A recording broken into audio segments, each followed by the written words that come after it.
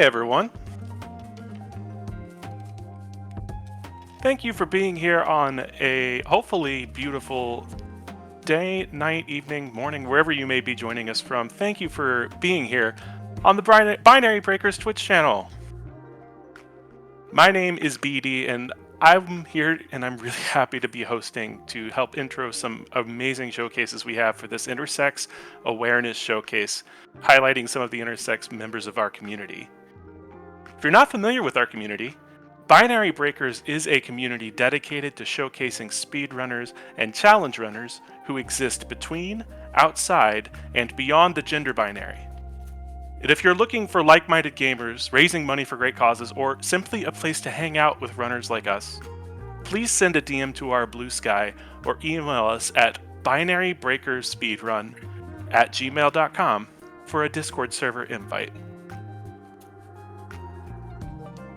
Okay, y'all, I hope you're ready for some really cool showcases because we have quite the lineup for you.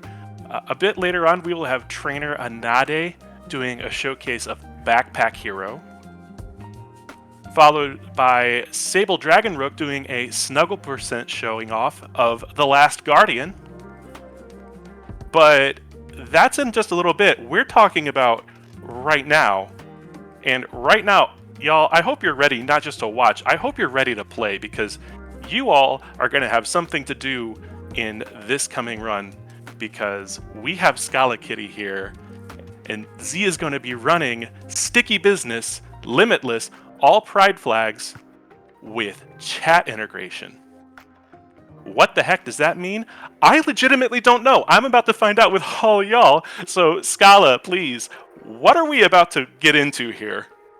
Oh, we are about to have so much fun, BD. Thank you so much for that wonderful introduction. Also, alongside me, Trinidadi is here a little early to hang out with us as we play Sticky Business. But I'm going to go ahead and sort of just bring us right into the game. So I am Scala. I will be running this shop. This is going to be the Binary Breakers shop for today. We just turn off the tutorial. So just to kind of break down how this category works, first one is our day speed. Our day speed is limitless. There are 3 different day speeds in Sticky Business, which define how many actions you can take. We'll be running on limitless, which basically means we can take as many actions as we want in any given day. Our goal is to unlock all the pride flags in the game. Sticky Business actually did have an update this year to make there be more pride flags. However, we're only going to be responsible for unlocking the ones that are locked in the upgrade shop. And then for Twitch integration, the big thing, that means that all of you watching right here, right now, you are playing this game with me because you are my customers. So on the second day, there's going to be a screen that's going to come up. It's going to ask you to start putting in orders, and chat, for once, you have to do math on Twitch. Oh no. You will all be given a certain amount of money. You can spend that money on stickers, and I need you to buy as many stickers as possible. So that's what your goal is. But anyway, let's go ahead, get into the new game. So this is our sort of big hub here in Sticky Business. The very first thing we're going to do is we are going to make a sticker. I usually make one particular sticker. I'm going to stick with that. For this, I also tend not to use the, what's the right term for it? What's it, like the edging of the stickers. I like to have them.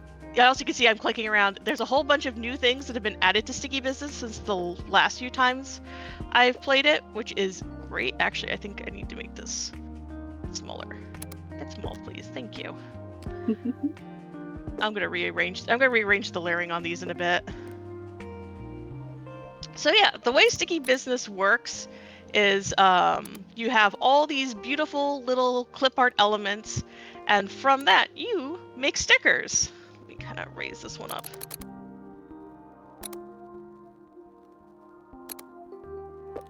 There you go. I want my flowers up at the top. And our job is going to be trying to run the best sticker shop we can run. There we go. That looks real cute now. As you can see, also, like I said, there are many flags. Don't worry, we're going to be using all sorts of fun flags. But I tend to do this usually as my opener. So sort of keep to that.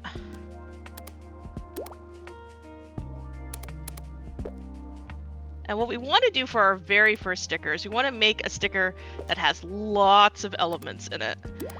This is because we are going to be gaining EXP for each element. That is, actually, I'm going to make that little ribbon one size larger.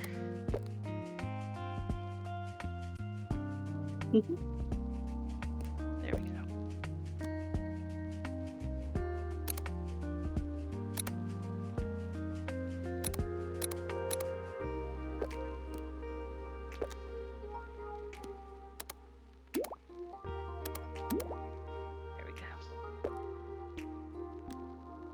So I want to make a nice, small, dense sticker. They don't have to look pretty, right? They don't have to. It's fun. I just do that because, also, there's usually an Among Us Surprise! Surprise! An Among Us collab. So there we go. We just unlocked also a whole bunch of extra free Among Us features. So there we go. No, don't want to delete it. I want. There we go. There we go. Okay, let's do one more just on the safe side. Cool. Great. Awesome. Let us sleep.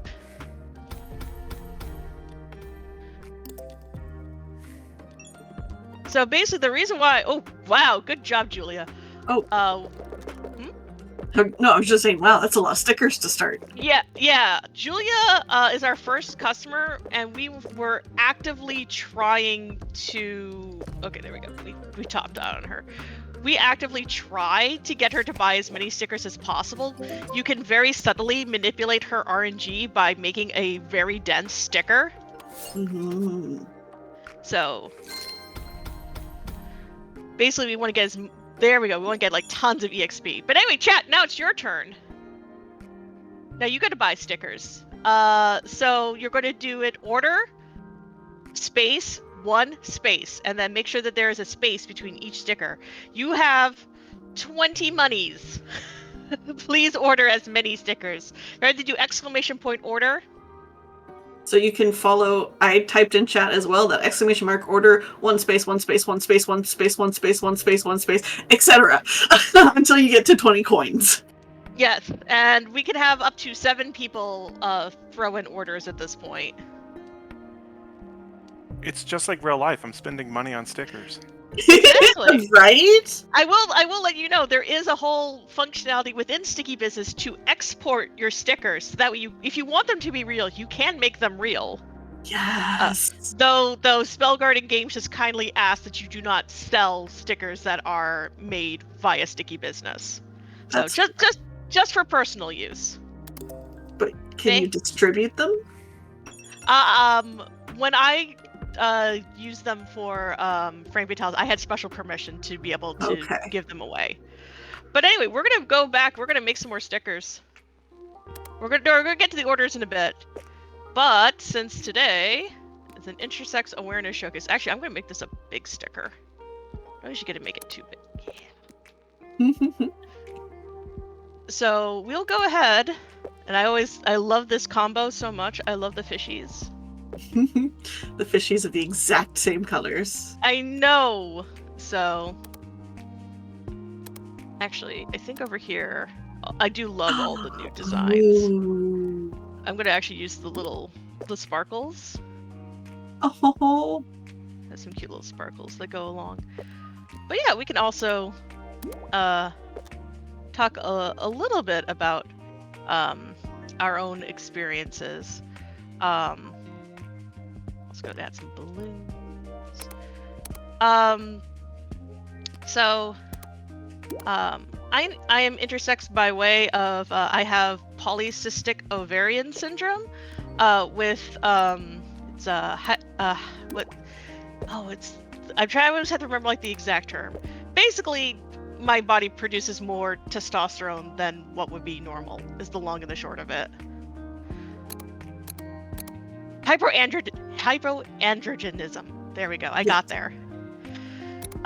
Which I did not learn about that until, gosh, last year or so. Yeah. I always kind of suspected it, but it was interesting to finally get that diagnosed. And it's been interesting to kind of square that against my own genderqueer identity. But I know that there's lots of people within the intersex community who, very much welcome people with polycystic ovarian syndrome to also self-identify as intersex. And go.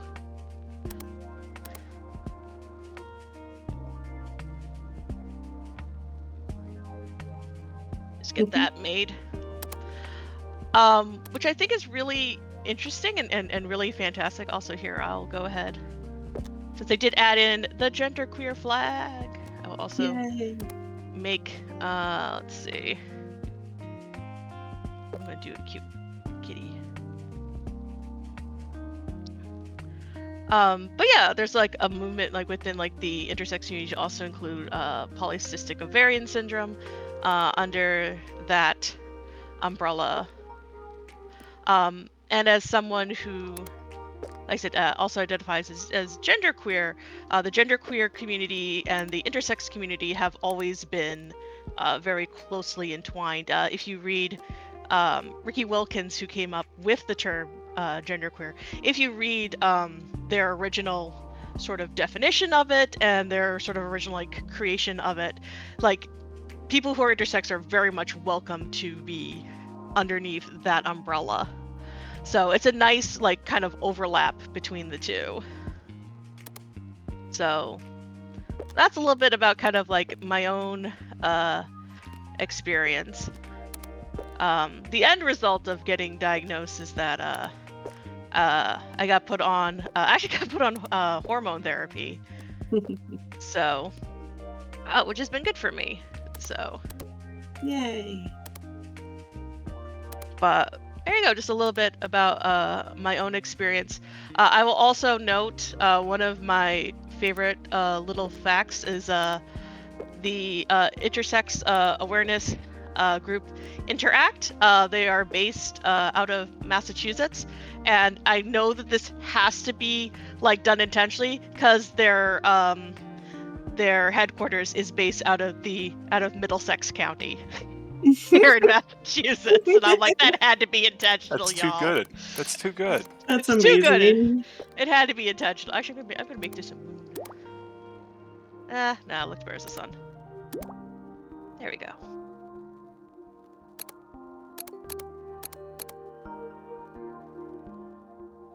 It's just a happy little kitty. Do I have any clouds? I don't think I have any clouds. Nah.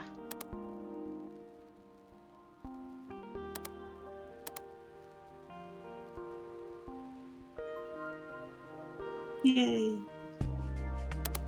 Yeah, we'll make one more. Let's see. So we did.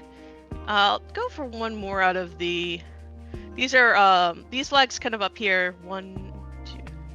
These like 10 flags up here were ones that were added to Sticky Business, in addition to all the cool waving ones.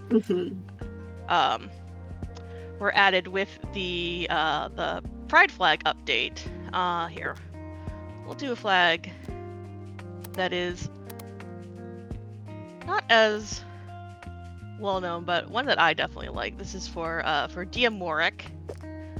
If you don't know what Diamoric is, that is specifically for non-binary folks who like our like preferences, like our sexuality can't be really split into opposite sex or same sex, like opposite gender or same gender attractions.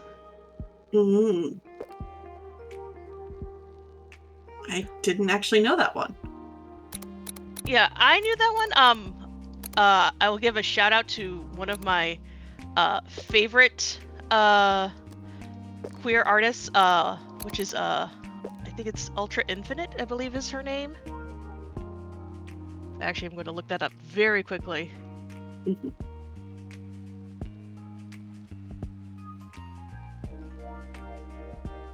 Yes. Okay. Yes, Ultra Infinite, who does these absolutely amazing collections of Pride designs. Like, they are fantastic, and she works really, really hard to include like as many different identities as possible. So I really, really loved her her Diamoric design, and it was really good. Like, it's good though because she does a good job like covering a whole bunch of different identities. There's also the wonderful pronouns page. If you've never been there, lets you set up a sort of like a page where if you want to sort of like explain what your pronouns are and make it sort of easy to link to, you can do that. And they also have a really good resource where they kind of go through and they'll sort of explain lots of different identities, so you can better understand. There we go.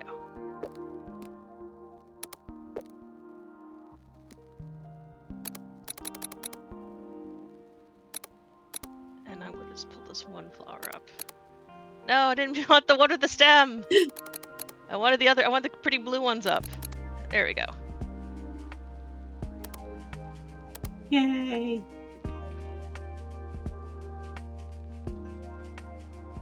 All right. Cool. So we have some more flags. Let's see. That was I added 2 new ones. Three Oh, I added 3. ones. Yeah, I did 3. Okay, great. Oh, that's right. Also, look, they now have the inventory. This makes me so happy. Yay! That was a quality of life thing I was asking for a while. I was like, please let me see my inventory when I'm on the printer screen. Let's see if I can actually nest these a little better. So what we're doing right now is we're doing nesting, which if you work with stickers or decals in real life, this is something you have to do. Oh, look at that. Look at that. Nice. That's one thing I had when playing this game casually is I spent way too much time nesting my stickers to get the maximum number possible. Oh yeah. Usually if I'm just in like if I'm doing like an actual like speedrun where I'm going for speed, I'll just fill it up and just be like, that's fine. But since we're going a little chiller today, I will actually take the time to nest. Alright, and now we need our Diamoric one.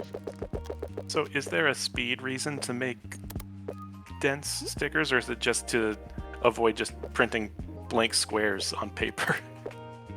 It's because so the way Sticky Business works, to unlock things we need hearts, and to get hearts we need experience points. And the way you get experience points is by using a variety of different elements in your stickers. You could probably get away with just using blank squares, but it's more fun. Do this. I am basically the only person who's like actually like tries to speedrun this game. Even the devs are really surprised that anyone was going to try. And they just thought it was kind of cute and charming. Anyway, we're back over filling out orders. If you see any colorful backgrounds like this, that is a story character. But now we have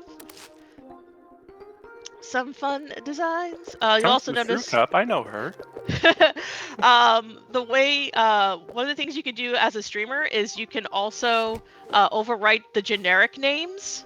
So in addition to folks who are here in chat, my list of generic names is a bunch of speedrunners who I've had the pleasure of working with. But there you go, BD. Boop. Yeah, hey, I could use some more stickers. What can I say? And there we go for Anade. You can also, if you want to, you can also give people bonus stickers too. Above what they've ordered. Doing that gets you a little EXP multiplier. Give a whole bunch there to Alice. Some for soul mass. So you'll see me just kind of throwing in like a bunch of extra stickers for everybody. And then we have to then deliver them to the mailbox. Orders don't count until they're delivered.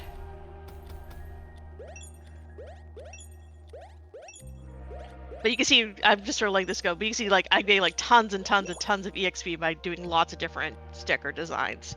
Anyway, chat, go ahead, buy stickers, please. Now you have a whole choice of stickers. You all have 23 monies, and bigger stickers cost more, so try and figure out how you would like to spend your monies. I have to math. Exactly, you all have to math. That's fair. And I'm letting this go like at a slower pace, just so that way it has time to catch everyone with the stream delay. Oh gosh! Many new friends. But let's go over here to the upgrades. Let's go start unlocking some flags. So you can see we get a whole bunch of flags that were already unlocked for us, which is great and wonderful, and we love that for us.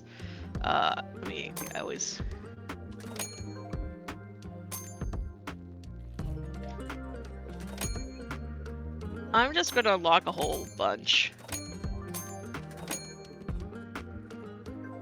Rowan also would go through and unlock some like other types of elements, but you know what? We have so many. We have so many elements. They gave us so many.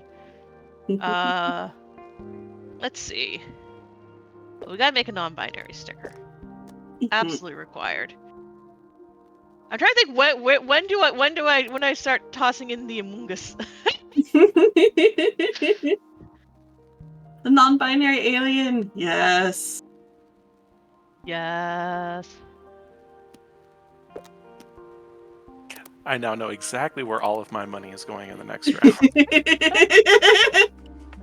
Actually, what other kind of fun things do I have for our alien? Perfect. Yes. Do I have any? Oh, I don't have. That's interesting. I don't have any like of the other holiday ones of like the Halloween or Christmas ones unlocked. Well, winter holiday ones. Victory. Trying to think what's gonna be the best. Actually, this pink is actually probably gonna stand out the most. Actually, for this one, we will allow a little bit of. Actually, yes, with the black edge, that looks really cool. There we go.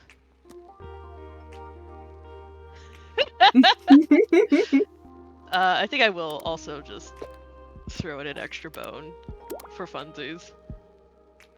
Just make that.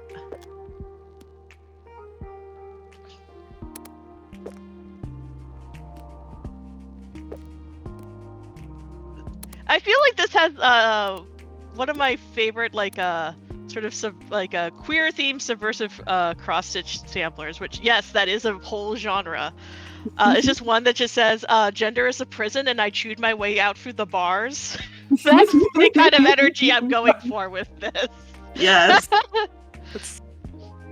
Oh, that's perfect. And be victory. Let's see. We have to do. Oh, I don't. I have to come back to it. I was about to do one of my classics, but I need more hearts to unlock it. So I was gonna say I won't spoil it yet. Then. Yeah. So let's here. Let's actually go through it also and print this. I try to print like as soon as I create stuff, so I don't forget.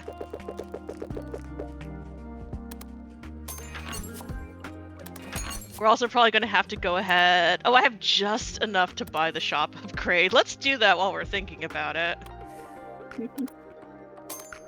Oh, yes. The true experience.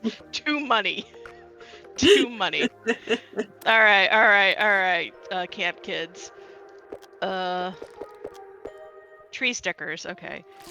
So basically, the way you unlock storylines is like people will tell you kind of what stickers they're looking for. A vision board. Okay. We're not particularly worried about the stories right now.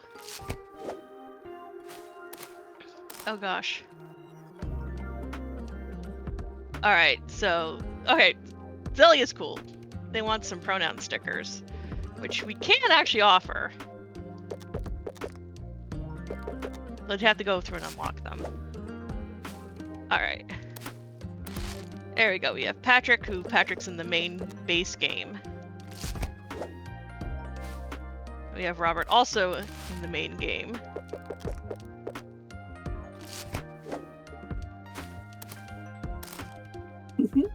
Hey, I know that person. There you go, Nade. And here, since we just made it.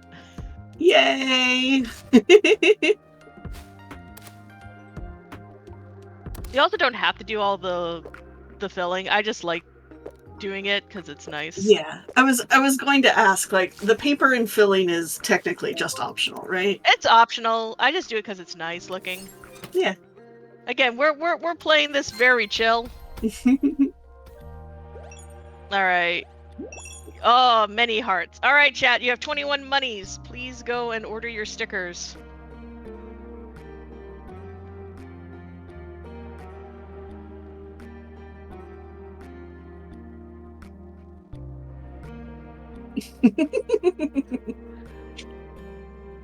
See, the other nice thing with this version is now I have a built-in water break when you all have to do work. I like referring to this as an asymmetric co-op run. Yeah, oh, good. that makes sense. We got back all of our monies. We have many upgrades. Let us go and get the upgrade that we absolutely need. I think it's over. Actually, it's up here. Yeah. But we could also get some fun ones. If you've not seen the Pride update, the Pride update is so cool.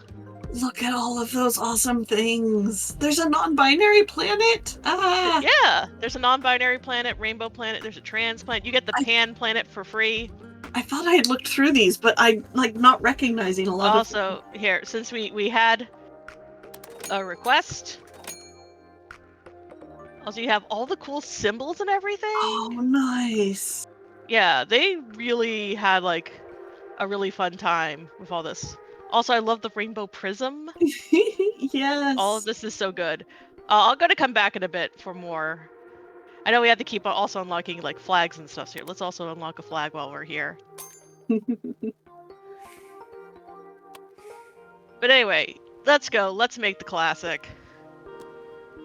This is a flag that I kind of got known for, because I would pretty much always make it. Actually, let me also get rid of the border for this one.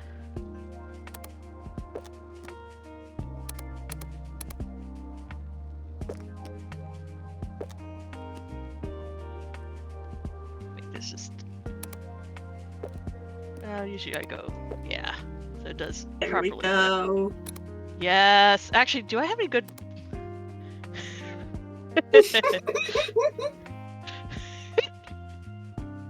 I'm looking for any good words to go with. Actually, yeah.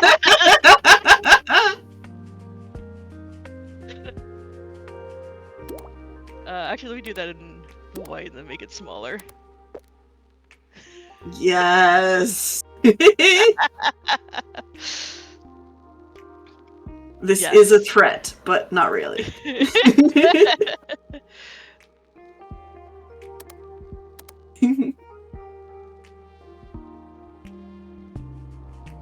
All right.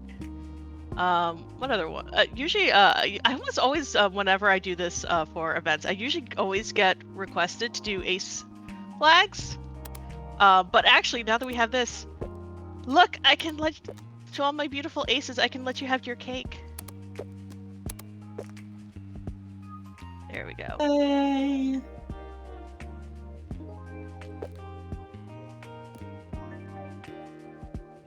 Use more of these sparkles. I love these little sparkles they gave us for free. Yes.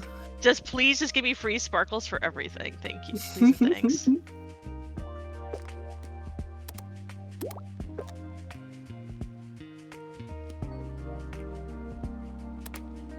Heck yes. I love your names too. I like to make sure that there are I like to make like the nice names and everything. Actually, oh, let's do this. Make this one size Ooh. smaller.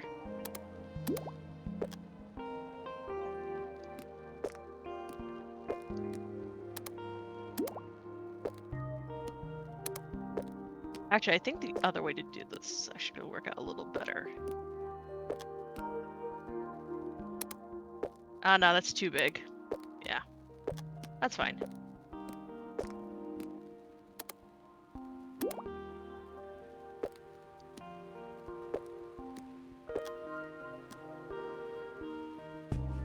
there's anything else I feel like adding to this, probably.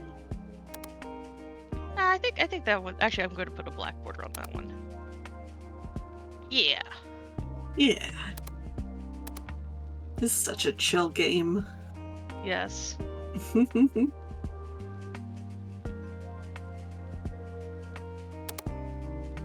actually did design a whole line of pronoun pins.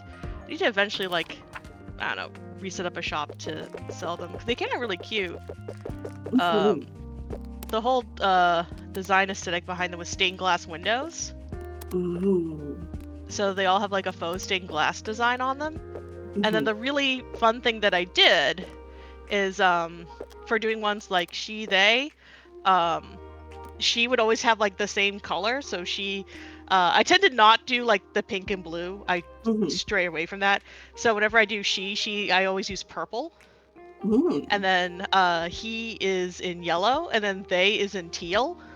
Ooh. So the she, they ones would have the she in purple and the they in teal. I like so that. it ends up looking really cute. Alright, I'm probably gonna end up needing like a whole bunch more stickers, but that's fine. That's fine.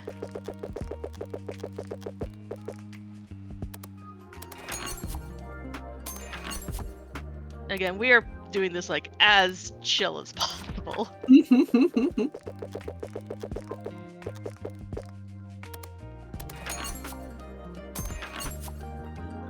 Alright, and actually what I'm going to do, I'm going to go over to the upgrades. So one of the fun things you can do in Sticky Business is you can buy candy, and you can buy other amazing things. Did you see all the amazing, cool, like, buttons and everything you can buy? Oh my gosh. So you could buy all these fun little things that you can give away. Also the cozy notebook, which is my favorite item in the entire game. So yeah, you could just give like candy. You could just, you know, go through and bribe people. I mean, listen, I am willing to be bribed in real life or in a video game. So.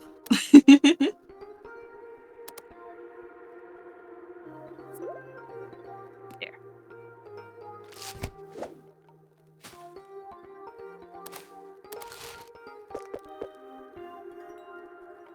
I'm also making like more stickers than I do normally. I'm like, oh no, I actually have to scroll. It's fine. We're having a chill time for intersex awareness. That is true. We are definitely having a chill time. So there we go. And it's nice to come back to this game. It's been a little bit since I've gone through and played it. All right, chat, you know what to do. Buy yourself some stickers.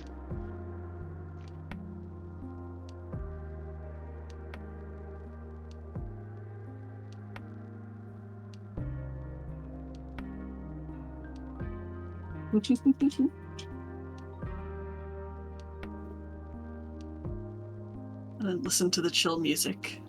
Yes. The music in this game is like super duper chill. Yeah. Thank you all for the orders. Just so people know, the order system is set to random. So basically anyone who orders within the time period, if I get more than orders than what the game currently is looking for, it will just randomly pick who gets the stickers. That makes sense. Is there a way to like change that, or is that... The only other option is you could actually do an option. You can limit it to just subs. You can Mhm. also limit it to first come first serve. Okay. I usually always run it on just Random. yeah, just random. Yeah, random makes perfect sense to me. Shout out to Zelia! Zelia. Heck yeah. Has some stickers to hand out to friends around camp.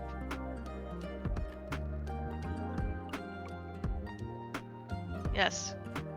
Good luck.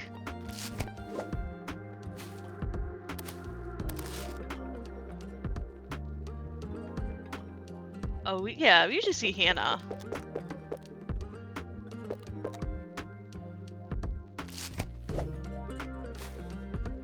There's a couple of customers. I really like Angel, unsurprisingly.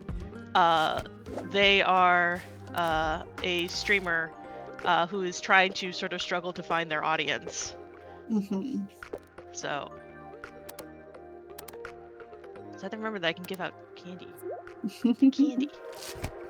I want to know what the nom candies are. I have no idea what they are. What do you think they are? I don't know why, but I just think like the sort of taffy candy. Ooh, Yeah, that's what I taffy. was thinking too. Either that or like chiclets or something. Ooh, Okay, chiclets yeah. is another. Okay. Do any of you know about the little melon candies? Yes. No, I know exactly what you're talking about.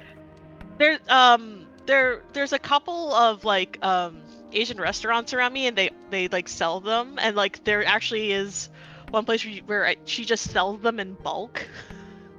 They're really, really good. They're like little hard candies, and they're like this sort of like interesting melon flavor. Oh, So that's what I think the noms are. yeah, I could see it. I would absolutely buy a whole box. See, the thing is that like she sells the big bulk one. And I'm like, that's too many. Listen, I have ordered one of like a big container of like the soft after dinner mints before, and it lasted Yes. me like a year plus. Oh. And that I don't remember if I dangerous. finally finished it or threw it out. But Let me actually go through here and buy more flags. Got a few more flags, and I'm also counting having to buy the generic flag and the flagpole. I have to get this whole section cleared out, then we'll be done. But let's see. Let's make some more flags. Let's make some more flags. Actually, yeah, let's do... oh, they have the new poly flag? Yeah, they have the new poly flag. Nice.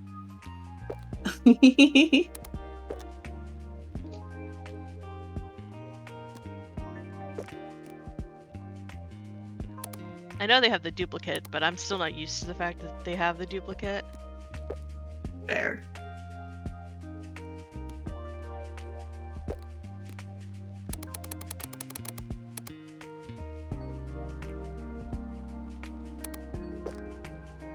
Perfect. I love watching you make it, and I'm like, in my head, I'm like, okay, what is she gonna add next? What is Z gonna add Hey. next? There we go. Actually, I kind of maybe don't want them overlapping quite so much, so you get like a little bit There more you of each go. paw. There we go. That's better. Actually, I'm gonna make this one bigger to kind of incorporate the paws a little better, and also, as we can.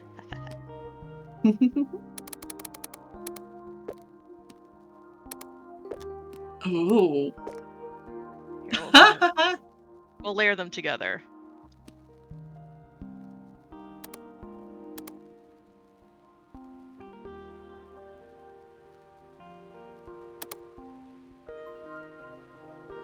Let's see, what else can we make? Actually, I really love this pan planet.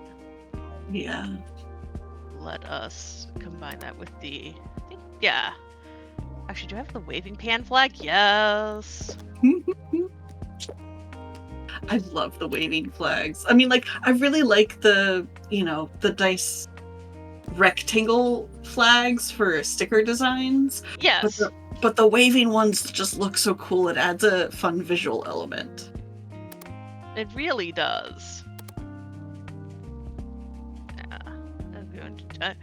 I just I'm like y'all just gave me like a big rainbow heart, so I'm gonna be using the big rainbow heart a lot. Okay, hope no one minds that. Makes sense to me. The person's like, oh, this just looks like marbles almost.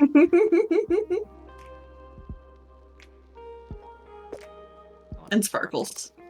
Want some sparkles on this pan planet. You know, we're talking kind of a little earlier about like different experiences or anything, and you know, we're talking about, you know, other sort of actually,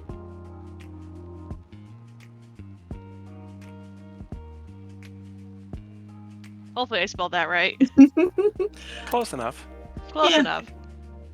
But you know, about I'm someone who is very like big on, you know, no matter kind of what label you use of being big on like solidarity, especially as like someone who like I identify as genderqueer and bi, and then I have my partner and they identify as non-binary and pan. And you know, obviously there's going to be a lot of overlap between those terms and experiences, but it's nice that we both have ways that we can kind of contextualize our experience that, you know, fit us best. Mm-hmm.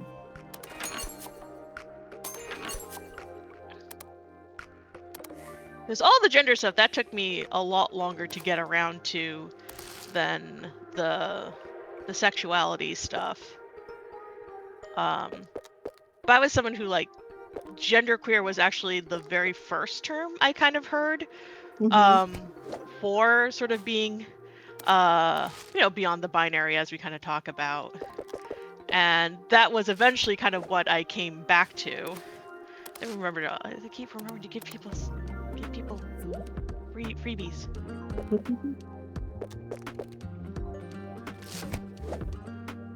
But it took me a while to get there.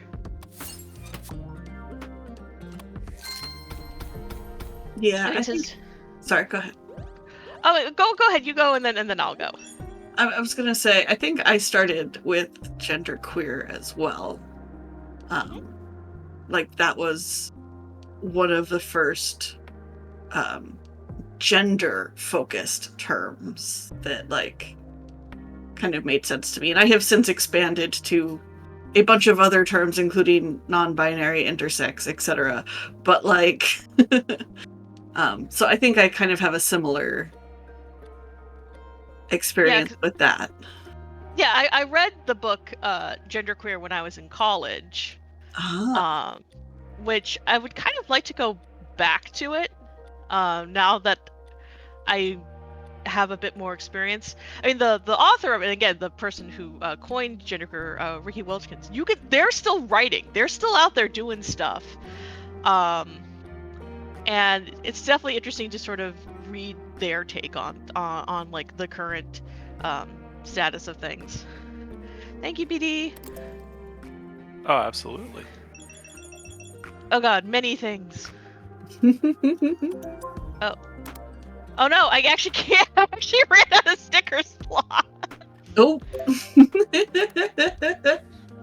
I usually don't, but you know what, whatever. We're having fun times.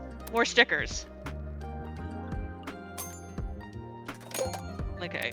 How many more do I have? I have 1, 2, 3. Alright, so 40. I just count real quick. 75. Okay. So not too much more to go. We're gonna keep rolling for like the full hour though that we're scheduled.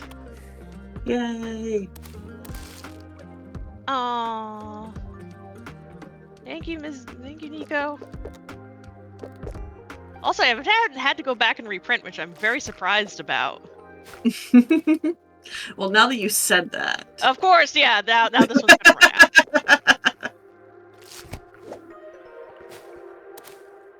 Yay! Yep. Oh, dang it! Dang it! I cursed myself. runner curse, like commentator curse. Yes. Actually, here. Now I'm over here. Okay, cool. How many are on order and how many do I have? Okay, good. We're good. This is my favorite quality of life upgrade. I'm not even Yes. joking. This makes me so happy. I think you printed the different one than you No, meant to. I wanted more. Oh, okay. I was looking at what was low and then I printed like some extra. Okay. I thought Oh, you we're meant good. to print the genderqueer kitty. Oh yeah, I probably should print that one too. That's fine. We can go back for it.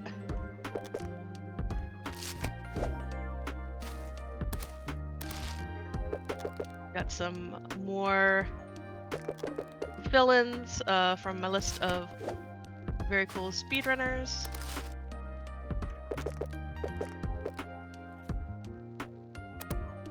Here, BD. It's a little early, but you can have a candy cane. Do you have any particular like holiday candies that you get all excited about? I don't know about candy, but I am a very big ginger snap fan. Ooh, good And choice. Good choice. I can only eat them in the winter though. Like I can't. They're a cold food for me, and I don't know why. The big one for me is peppermint bark. Ooh. Yes. Because you can only get that around now. And before I went all off tangent, I was going to actually have a whole other conversation about gender. But then we got thinking about candy. It happens. It happens. I mean, for me, a lot of the gender stuff kind of coalesced. I feel like a lot of people during 2020 and that little period of time. For me, and this will make sense in just a second, it came from writing. I worked on my first game in 2020, Diagnostics, which has one of the big things about that game. That's a game that has lots of characters who do not identify like as either male or female.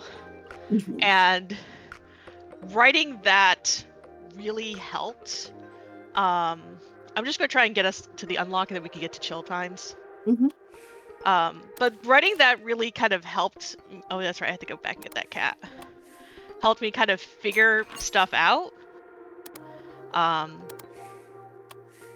Which I feel like that's like something that's like not necessarily a unique experience. I feel like there's definitely people who like, you know, when you kind of have to do like creative work that is like explicitly queer, it can help you know, kind of leading you to explore those things for yourself as well, even if it just starts through a character lens. Yeah, I feel like writing can really help explore personal things of like all kinds, including gender. Yeah. It just happened to be gender in my case. Yeah. So I will say, I mean, this is something where I've kind of talked about this a couple times. I mean, like my partner and I, we met because of like video games and fanfics. So there's obviously, you know, that kind of element too. So that also took me a while to figure out. Oh, we got some of the generic names in here too. I'm so used to like not seeing them. I'm a little surprised. Okay. Alright, we've cleared everything. Okay, cool. Hopefully with this order we can actually finish unlocking all the pride flags, and then we just get to chill for the rest of the time. Alright. Ordering time and math time. Yes, math time. Oh, only 17? Oh wow. Wow, sticky business. It's all right. You didn't get, you know, I guess, you know, for our customers, I guess this is like the off week for you not getting paid. But that's okay. There's so many stickers.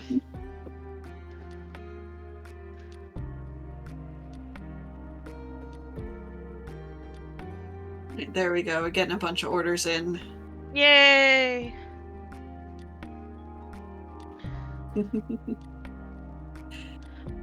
But we were talking about this during setup, and I don't mind, talking about it here. We just last week we finished up with another really nice speedrunning and gaming organization, Lady Arcaders. We finished up our first ever game jam, which I know, Anada, you also participated in. Yeah, so I'm now officially working on a second game. Yay!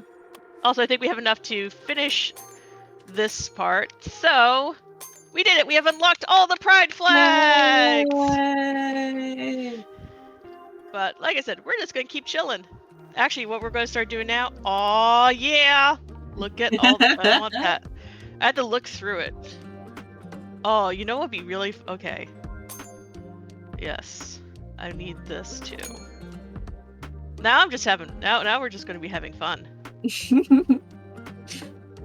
Because we weren't having fun before. Oh, I know, but now we're having like additional fun. No, we're I having know, additional fun. And I 100% have to say, so I bought Sticky Business because I had watched Scala do a couple of speedruns. I think of the Unlock All Pride Flags, and it looked so cute and cozy and chill, and playing it is cute and cozy and chill. And it is, yes. Like if this game, like if just chilling here with us like seems fun, it is like 100% worth playing. Mm-hmm. Absolutely. It is such a wonderful and inclusive game. I know they're working on a new game now, the devs. So I'm curious to see where they go with that. Also, yeah. Yay!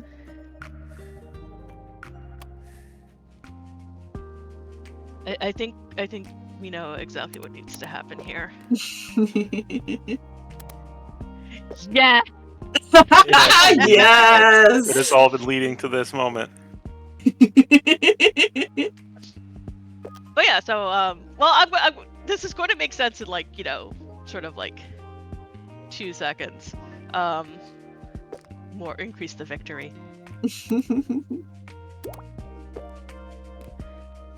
But there is this sort of, so the game that I'm working on, and the first game that I worked on too, was centered around androids, and there is, I feel like, a bit of like push and pull, not necessarily push and pull, but like whether about like androids and aliens as characters who you have a wider allowance to let them have like non-standard genders, and you can obviously have like a whole big breakdown of that, but for at least for me, I don't mind it, because I always make sure that there's also like the androids are not like the only queer characters.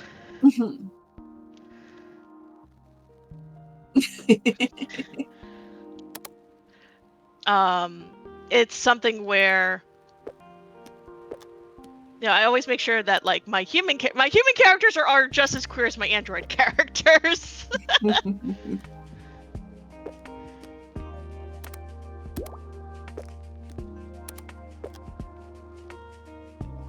But Wonderful. you can definitely do fun explorations, I feel.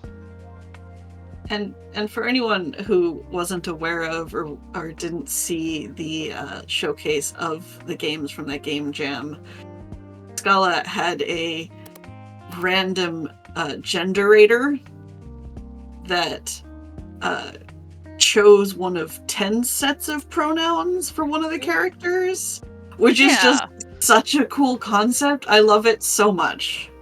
Yeah, I mean, I am more than happy to talk about the random genderator,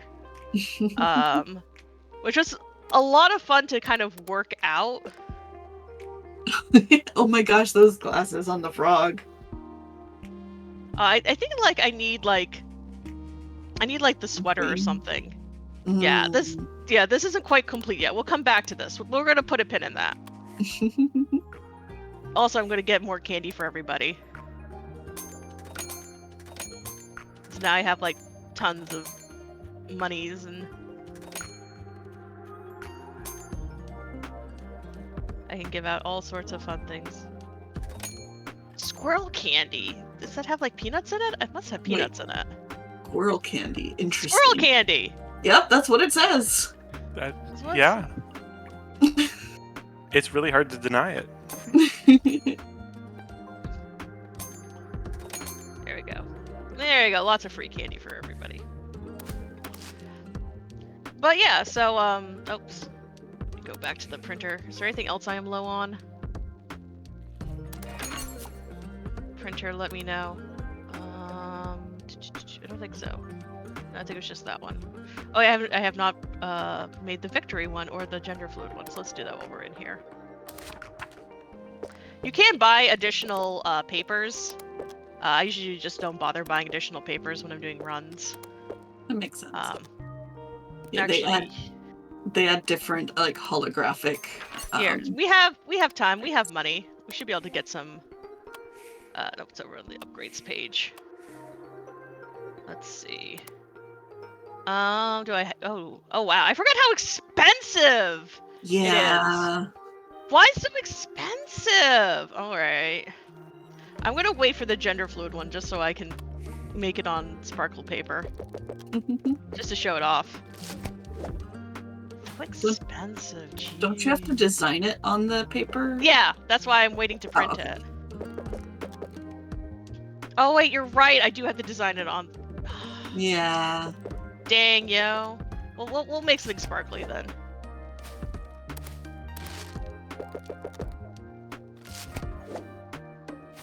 Anyway, back to where I've been trying to talk about my game. But yeah, coming up with. Well, I was sort of thinking about like kind of the whole like course of action that led to all of that. Lollipop for you. Yay. Where I kind of came at it from wanting to. I kind of had the idea for like, all right, I want for this game, I want to have a genderqueer character because the whole kind of concept of like writing basically a whole set of code that just assigns random pronouns, I thought was really interesting. Just as like a concept. So something where I kind of had the concept first and then had to kind of then create a character to go along with it.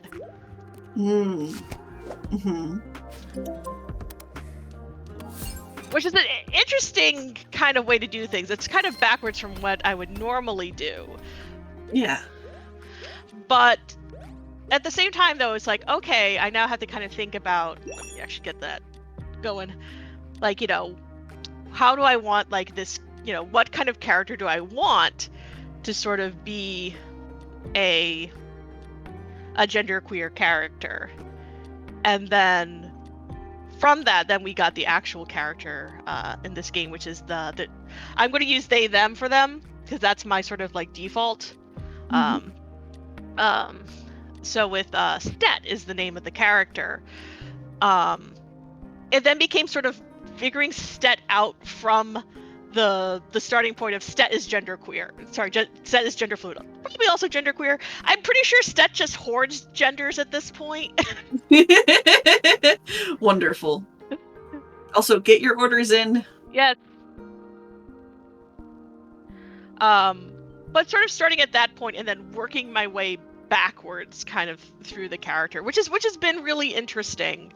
Because what I created for the game jam is only like the first 2 chapters of a planned like 8 chapters.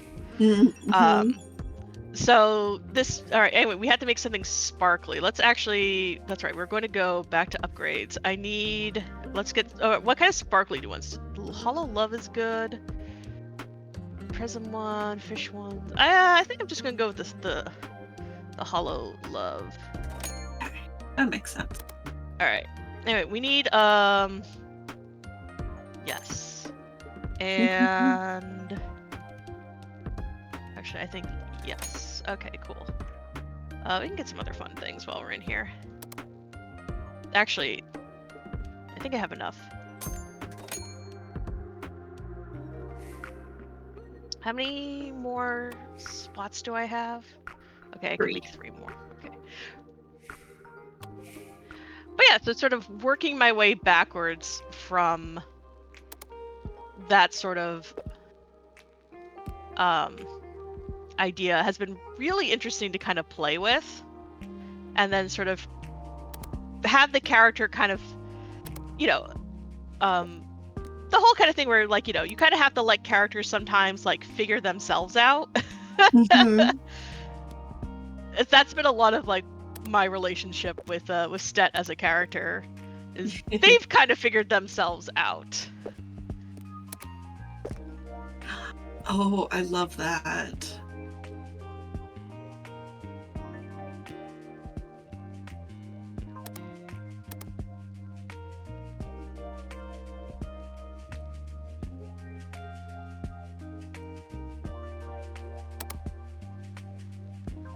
So that's been like very fun to kind of all right, the frog, we're definitely doing the frog as hollow. Okay. Make sure that I do the frog as hollow. Frog is under animals. Also, Froggy Friend is basically the mascot for the game. Actually, no, I think yeah, they do it with the full. Yes, Frog has big head. So I hope that I have the chance to actually go through and make that game like a full thing. Yes. Because I have there are plans. There are many plans. How far I can get to them is a question. But I would like it to Fair. be a whole thing.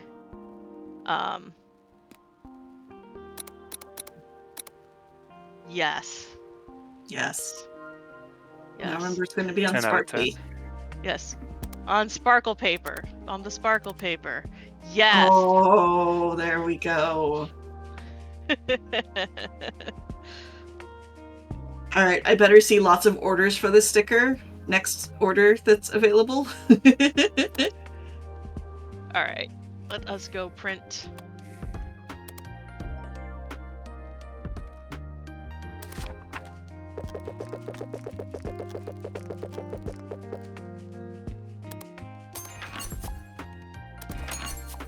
All right, got probably this one last order, but that's fine.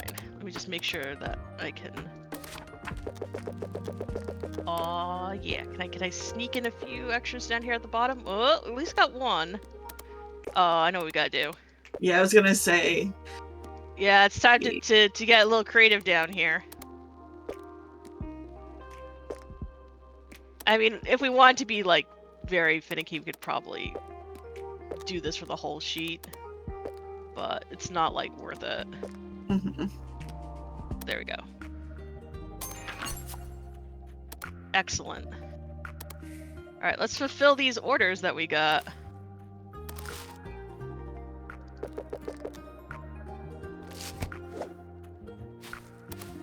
Hey, we did get Angel! Yeah! Love seeing them.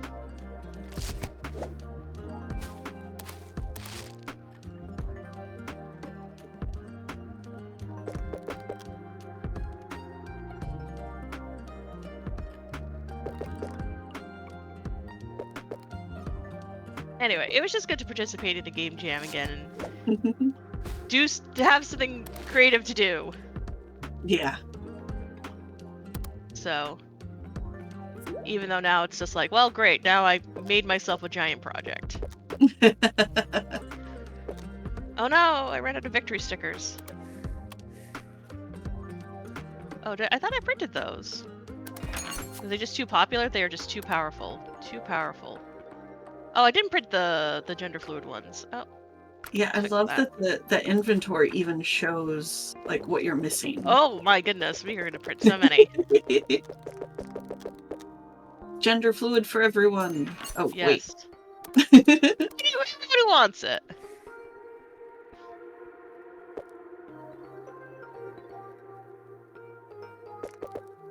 But I will say, in creating the random generator, which I have gotten slightly better at using it.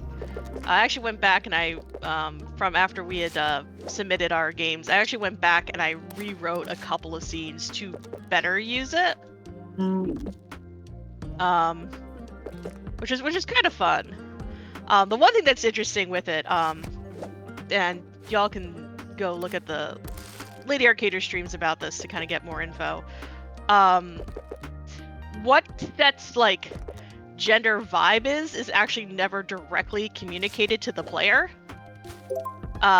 Instead, Set has their own system of classifying their current gender, which is like, it's sort of like intentionally not like, deliberately like mask femme and so on and so forth. Set has their own way of like describing it. And that was like a fun thing to kind of build into the character, that they have a very unique, concept of gender, and like how do you like communicate that to the player. But Yeah. though they do like on a programming level have a general vibe that they're going with, which gets used a couple of times. It gets used like a couple of times usually to select what their outfit is. So their outfits change depending upon the vibe that they're on. That is so cool. Yeah, and it's interesting to kind of write that in, especially because they have one vibe where they can pick any pronoun set. So that one's always kind of interesting when that comes up, because you could totally have like a case where Stet might pick like he, him pronouns, but still wear like a skirt. Mm-hmm. So, I will going to ask, are we about clear up on the time for this showcase? We are. Okay. Scarlett, thank you so much for showing this off. This was a blast. I am so And glad I got to show off Sticky Business. Please go support this game. Mm-hmm. It's made by a very small team, Spellgarden Games, and it's something when we're talking about like creating queer things. Please go support like the teams that are out there that are creating queer, inclusive, really nice, just chill games, and so that way they can keep making more games. Yes. all right, well, thank you all so much, and thank you, chat, for joining me and doing some math over the last hour. I know not necessarily what we signed up for, but here we go. We're going to take a quick break, and actually, we're just going to do a quick little role reversal as Anade is going to take the sticks and is going to show off the backpack hero for us. So please don't go anywhere. We're going to take a step back to get some setup, and we will be right back.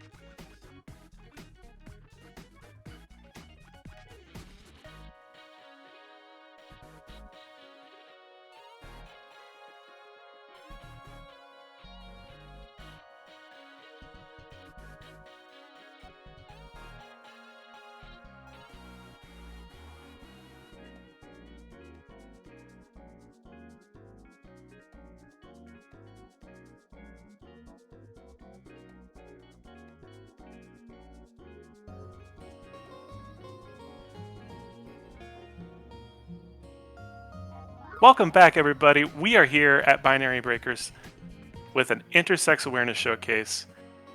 And if you enjoyed Sticky Business, you're going to want to stick around because we have a really cool showcase coming up.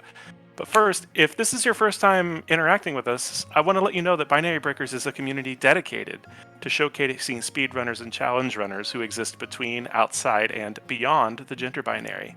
If you're looking for like-minded gamers raising money for great causes, or simply a place to hang out with runners like us, please send a DM to our Blue Sky or email us at binarybreakersspeedrunning, it's all one word, at gmail.com for a Discord server invite. Okay, I don't want to take up any more time because Anade has Backpack Hero pulled up, and I am so excited for them to show this game off. So Anade, please don't let me get in your way. Let's go. Let's do this. Thank you. And I also have Scala Kitty is with me for commentary. I'm here for vibes. There we go. So I'm mostly not going to actually be speedrunning. I am going to be showing off this game because I know very few people know what Backpack Hero is, and I've been trying to get it into small marathons recently, so hopefully maybe a couple of you have seen some of my runs, but I just want to show off this game because I really enjoy this game. So I'm going to start by just explaining what it is. So I call Backpack Hero, it's an inventory management, roguelike deck builder, kind of. So I'm just going to start with just a standard for sec, just to kind of show you. So you have a backpack, and you have items that you put in your backpack, and then you use the items from the backpack. So there are things like shields and armor are going to block damage, weapons are going to deal damage to enemies, there are consumables that do things, energy is how you determine what you do. In general, you have 3 energy per sort of turn, where you can use to, like, use your weapon, use a shield, use other items. Some consumables, like the meal, add extra energy so you can do more. There are things for healing. There are a bunch of other, like, stats and things. There are status effects. We can kind of get into that. I just wanted to show the basic. And the other thing is here from this. You see all these items dropping on this main menu? Well, first of all, it's always fun. You can grab them and move them around. I love this. This is one of my favorite Easter eggs in all the games, is when you can play with the physics on the title screen. Thank you. Thank you. And then all of these items are items in the game, with a couple of exceptions of, like, items that are, or older items that have been taken out, but for the most part, so, like, this is a legendary weapon, there's a bunch of different weapons, shields, consumables of various types. I think, yes. What about the wig? I see like there's like a wig. It's kind of like rolling down the right side. Oh, it's going. Look at it go. Oh, okay. Well, I don't know which one. There are lots wig. of items. Okay, fair enough. And a couple of seasonal items. If you're going to speedrun this, there are some options. So things like emojis aren't required, but it has, like, the little image. Like, so healing will have a heart next to it, damage will have, like, a sword or a bow next to it if it's melee or ranged. That's just to help, to scan and be able to do it. Some sort of accessible things or fun things like combat animations. Obviously for speedrunning, I have combat animations off. Holiday events, I have off for speedrunning. I also don't think there's currently any holiday events. They are based on the calendar. So I think we're between holiday events, but, like, you can, even if you want to, if you get this game, you can, like, change, the clock on your computer and enable holiday events and enjoy them whenever you want. So I wanted to I'm going to do a quick speed run, and I'm going to focus during it, and it may or may not succeed. So this is a roguelike game. So it's called 3 floors. So the idea is every 3 floors in this game, you're going to beat a boss. So on floor 3, you'll fight one boss. On floor 6, you'll fight another boss, and on floor 9, you'll fight sort of the final boss for a standard run. So 3 floors is very quick, and My PB is under 3 minutes, so this should not take very long, whether or not I succeed. But I figured this is a good way to kind of show some very basics, and then we can start talking about questions and going into more fun things. There are 5 characters. They each play differently, and all of the characters have outfits and different costumes. The costumes do not affect mechanics, but they're just fun. So I'm going to pick my favorite, and I'm going to do just sort of this very, very quick speed run, and then we can get into it. BD and Scala, feel free to comment if you want during this 3-ish minutes, but it's up to you. So timing. Get a word in. I'll be honest, I'm not very good at talking while speedrunning because I focus so hard. But timing for speedruns starts when you hit go adventuring, so you don't have to change the timer for this. We're showcasing, but it would be 3, 2, 1, go. And so you could see I'm trying to talk. So cute. I just love the art in this game. I love that we, ended up with like 2 adorable pixel games, one right after the other.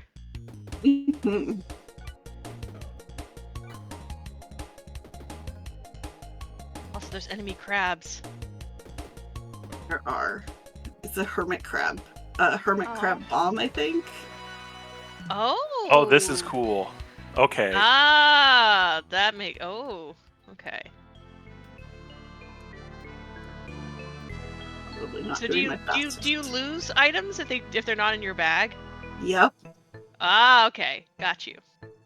So I just threw out my shield. Snakes.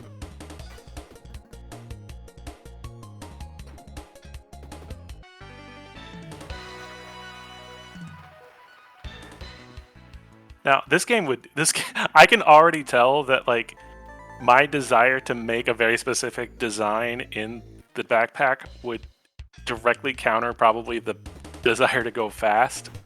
Because I can totally see myself just, like, min-maxing and optimizing every single little thing in this inventory going forward. Yep. Oh, there's dynamite? Yep.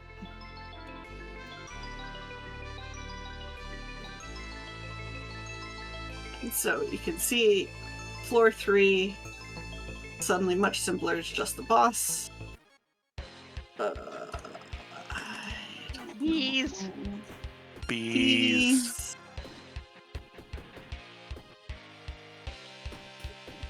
So the queen bee for a normal run isn't necessarily the scariest, but I just don't have much armor. There we go. Oh wait. Okay, no, I'm fine. We're good.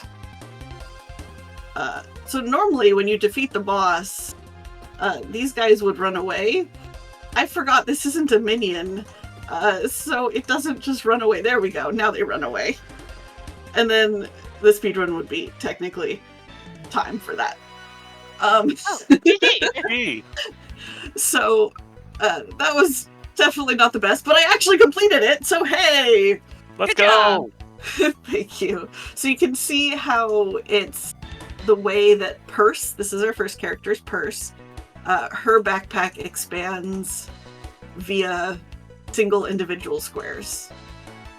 And then you're kind of, as you go, you pick up items, and when you beat a boss each time, you get one of 3 relics to choose. And so relics generally are more powerful, but they oftentimes have side effects. Not always, but so this one is all weapons get plus 500% bonus damage, but then your weapon gets destroyed on use. Oh, dang. Yeah. So this can be a really good one, but then you're having to constantly add in new weapons. This one adds a sleep to all enemies, which basically they don't do anything that turn, but it requires 3 energy, which is generally your whole energy. This one is just energy carries between turns, which is great, but it requires 2 spaces, so it's a little bigger to carry it. along. So that was a very basic idea, kind of how the game goes. Now, I do have to say, when I'm speedrunning, my normal category is triple finish, which is you have to finish all 9 floors with 3 separate characters. I play a lot safer than that. That's why I ended up with only 2 hit points, and a lot of times 3 floors you just die and you have to reset. But yeah, so that's the basics. Any questions about the basics? I just want to see all our cute friends. Yes. There's a robot! There is a robot. Yes! And I have to point out, all 5 characters are named after some sort of carrying device. So purse, satchel, tote, pochette, and crate. I love crate. Crate is the vibes. Yes. Crate is actually my most I just lost the word. My most reliable character. Purse is my fastest because Purse is sort of the general character. But Crate is my most reliable with like timing. Because so there's a question in chat of, do they have different stats? No, but they have different mechanics. So I will show you. We saw Purse standard twice, right? Yes. So Purse has those same 3 items every time, starts with that square backpack. This is Crate. So Crate will always start with this 15 square backpack, and with these items instead. And you might notice, not only does it look weird, but so Crate is a robot, right? Crate has a core, yes! and instead of clicking items with Crate, it has a charge. Oh my gosh, I Oh, love that's it. so cool. Through. And so with Crate, it's actually a lot more about, you have to arrange things before battles because you can't change things for the most part in battle. And then like Crate has so these components and like different objects that are focused on the robot aspect. As opposed to, I'm just going to go from the character select screen. So Purse is that sort of all-arounder, has, generally most of the items. Satchel is mostly focused as a bard, so has a lot of instruments that charm the enemies, and you can actually turn the enemies to your side to help you. Neat. Tote is kind of the closest to a deck builder, actually has carvings that like you draw out 5 carvings each turn, and then you can put them in your backpack. And so like you still have some of the inventory, like the inventory management still exists, but that deck builder is much more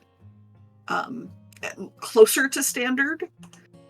And then Pochette, I think we had someone kind of call it a Pokemon build because you have little companions that travel with you, and you have little, yeah. So actually, I was going to do a Pochette. So one of the other things, we have lots of different modes. Oh, wow. So I did this. Classic Matthew. Yeah, so Matthew is, when you do that standard, there is a little hedgehog sitting off to the side. I'll just show him to you. Mouse. I don't know. Whatever Matthew is. I think Matthew might be a mouse. I feel like he's a rat like Master Shredder. Oh, you know what? Probably. And so if you talk to Matthew... rabbit! It says right there, a wise rabbit. Oh, okay, so apparently he's... Oh, yep, it says rabbit. That shows you... So I don't use Matthew in my runs, so I haven't talked to him in a very long time. So Matthew gives you options to like, sort of, you can make a run possibly better depending on what you pull. And then Classic Matthew is the less updated version, basically. I don't remember exact details, but it's the original version of Matthew. And then there's lots of other different ones, and we can kind of go through maybe a couple of these modes, but I wanted to show off, so Quick and Easy is a version that So normally there's 2 floors and then the boss floor. Quick and easy, there's only 1 floor before each boss. And then I can also show off Pochette. So Pochette has these little buddies who come along with her. So cute. Yes. So I'm going to do, and then every character has unique items based on hers. So for her items are based on pets. So I'm going to choose. Actually, I don't know. Do y'all want our pet to be the shield, or do you want us to be the shield for our pet?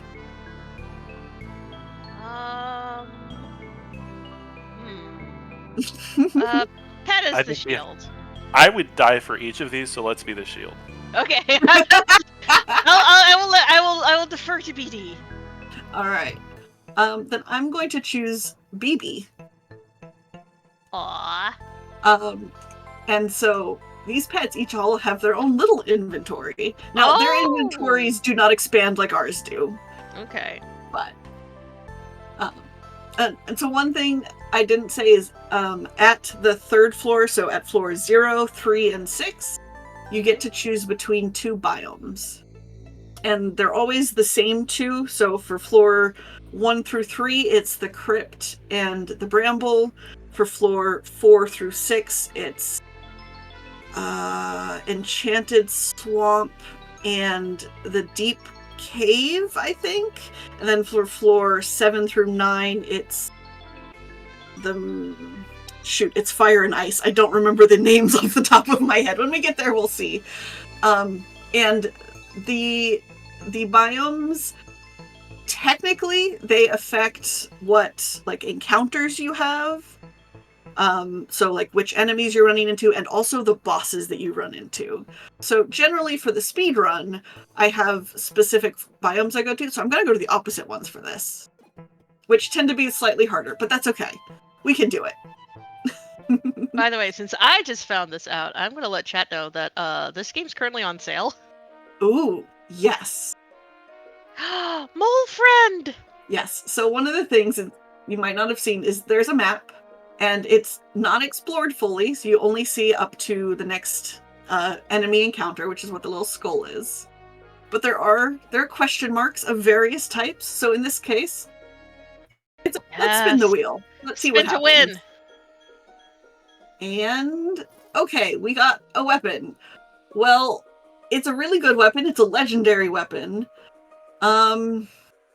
It's less useful because we're going to have our pets fight for us, but it does use adjacent pets for us, so kind of useful.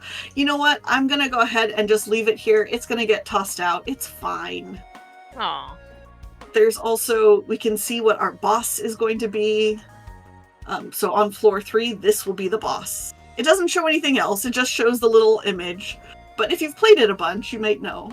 There is a chest here. I'm not going to go to it yet because we don't have enough space in our backpack. And then we can see. So we decided I am going to be the protector. So I'm going to stand in front and BB is going to attack. Now, one thing is that Pochette only has 2 energy herself. But her pets will have their own energy, so BB gets 1 energy each turn, and then we can use our energy. Our pets can use our energy as well. And then, yeah. So I'm going to protect us, but that's fine. We beat the first encounter. We got a level up. Yay! And now, so we can, and actually, because we're going to be the shield, I'm going to give us some armor so that we're blocking. But these items also are treats, which are the items that go in our pet's backpack. So actually, these are not useful treats in this case, but but it's the kind of thing of we can, because these are more focused on a pet who's doing shield and block. Haste is a status that increases block. So these are not unfortunately useful for us this time, but that's okay. We got to see them. Sure, I will grab a potion of poison. Why not? Oh, hey, awesome. This guy up here, the sleeping bigger skull, is an elite. So Elite? an elite, Oh, E-L-I-T. elite. Okay. Yes. So if I was speedrunning, I would just go to the stairs, go on to the next floor. But we're showing things off. So what happens is this sleeping guy, as soon as you become in his sight, he's gonna wake up. So you Oh. saw that red. He got that red exclamation mark, and now his eyes are open. So now that is one thing is this game is really good about if you hover over, it will give you some details. Oh, nice. A chest of valuables, an unknown event, the enemies that are here. So we can see these are the enemies in this elite encounter ahead of time. Also, similar idea. I'll just do this. I'm going to use this, and it'll put the status of sleep. And if you hover over the status, it'll tell you exactly what that status does. Similar idea. Nice. If I go ahead, I use a poison, it'll show us poison. They'll take 6 damage at the end of the turn. Now, the one thing it doesn't say is poison goes through block. So it's both dangerous and useful. But then we're just going to use our energy to attack the other one. And then, I'm sorry, Hermit Crab, you are very cute. But we're showing off this game. Nope, this is another... Okay, here. This one is a... Nope, this is still a shield. Why are all of our treats shield? Okay, so this is actually another couple of things. So this is an inventory management, right? So one Right. thing that matters is positioning sometimes. So you see adjacent and diagonal armor gets +1 block. So that's why when I hover over the tunic, you see the boots get that outline, saying that the boots are getting the benefit of the tunic. Oh, nice. There's also some items that can transform. So this is called a shoe hat. Okay. When it's like this, it's a hat. And when it's like this, it's a shoe. It is a shoe hat. And it does Incredible. slightly different things. Yes. But either way, the tunic still affects it. So now we're getting a lot of block each turn, even without using our shield. The one other thing is we have this mana stone. We're not currently using it, but that is another form of kind of like energy is magic. So the mana has the 1 of 1. If we get a magic item like a wand, we could use that without having to use the energy for our character. But let's go ahead. Let's fight this elite. So I'll also show you. So one thing is that this, I think Nightingale? Yes, the Nightingale is cowardly. So if we defeat the other enemies in the combat, the Nightingale will flee. But it's also angry, and when attacked, it adds a rage. So every rage increases the damage that the enemy does. Or, well, that you do, because that's one thing is sometimes we want to get rage for ourselves. So we want to be careful and actually not target the Nightingale. And does this have like an auto retarget built into it? So, I mean, kind of, in that you'll normally start with just the auto target will be the first character, the first enemy, but I can switch targets. Okay. So I can say, you know what, we want to go target the Thrush Soldier instead. This last enemy, the Crow Bandit, has dodge, which means the next attack is just going to be ignored. So it's the kind of thing of if we have other enemies, we'd rather ignore or like avoid the enemy with dodge right now. So we're actually getting a lot of damage here. They're doing 27. We only have 15. So I'm going to use. I'm willing to take a little bit of damage. So this way our pet can do some damage here. Yeah, you see now our Crow Bandit here is healing the other enemies. You know what? I'm going to... that's one thing is I wasn't doing the math, so I was like, nope, we are not quite taking out the Crow Bandit, but that's okay. There we go. Crow Bandit is gone. We won't take any damage, so I'm going to try to take out this thrush soldier. So the one thing is with cowardlies, when they run away, you won't get the XP for defeating them. And XP is how you expand your bag. When you expand your bag, you can carry more items. But it's the kind of thing of when you're just playing for fun, you kind of have to decide, well, what makes the more sense? Am I more interested in getting XP, or, is it the safer object, so that enemy running away is safer. I'm going to go that way for now.